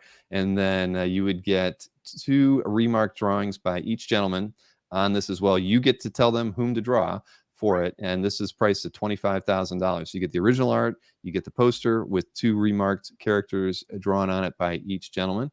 And again, lot 21 is at $25,000. Lot number 2, this was from that Black Lightning Hong Kong Phooey book. We sold one of the 2 pages. This is the one that didn't sell. It is priced at $450. Lot 3 did sell. So then we can take a look at lot 4. That was the Convergence page. That was kind of it was issue 2, page 1. I have 1 there in page 1, but it's issue 2, page 1, recapping the events of the first issue in there. And great imagery here. This one was $800. Then let's see, 5, 6, and 7 all sold. So lot 8 is next. This was that Deathstroke. Lots of great action, frightening action, in fact, but wonderful page. This one is priced at $1,500. Lot 9 was also available. This one was priced at $500. Lot 10 at $500 as well. Both of those pages are just fantastic character pages. Let's see, lot 11 did sell, so lot 12 is up next. This was priced at $600. Just love this. The action in this page is fantastic, and I think it was really, really well executed. I love the cement mixer breaking that first panel from the second panel. Really well done there. Lot 13. This was Deathstroke with an axe. This one's priced at $750. Lot 14, another $750 page. You got Deathstroke and just a very moody scene from that same sequence. And this was I believe the last Deathstroke page, lot 15, priced at $1,400. Then over to the Green Arrow pages. This was lot 16, priced at $500. The splash page from on lot 17 did sell, so 18 was the final page to that 8-page issue, priced at $500. Yeah. And then we've got lot 19. This was the Secret Origins Green Arrow page, and this one was priced at $500 as well. Then lot 20 did sell. That was that really awesome single page splash. So we also have this DPS. This one's priced at $6,000 from the Black Racer Special Issue 1. It's pages 4 and 5. It is the title page to that book as well, and priced at $6,000. And then finally, lot 22 did sell. So lot 23 is the last one that we had, priced at $1,000. Just a great action sequence between 2 Kirby characters done by Dennis and Bill. It's just a fantastic piece. I love this one a lot.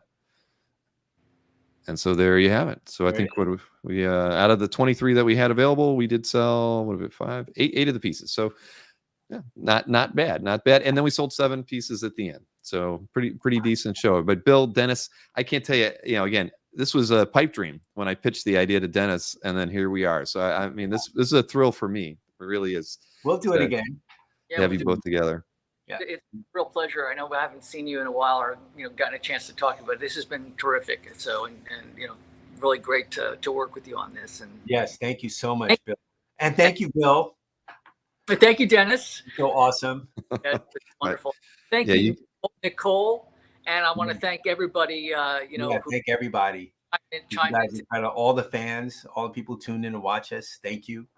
It was great to be able to talk to fans and let them know what part of the process was and really how much we appreciate all of you.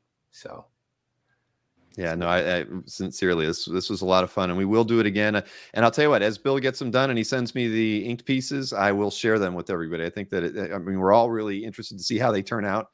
I really am as well. So yeah, I can't wait to start seeing those come in, Bill. I mean, I'm really excited. Yes, sir. All right, everybody. Well, listen, thank you for tuning in on this Saturday afternoon. This was a great show. We went a little long, but it was certainly well worth it. So, again, thank you for hanging out with us. And again, we'll enjoy the rest of your weekend, and we will do it again soon.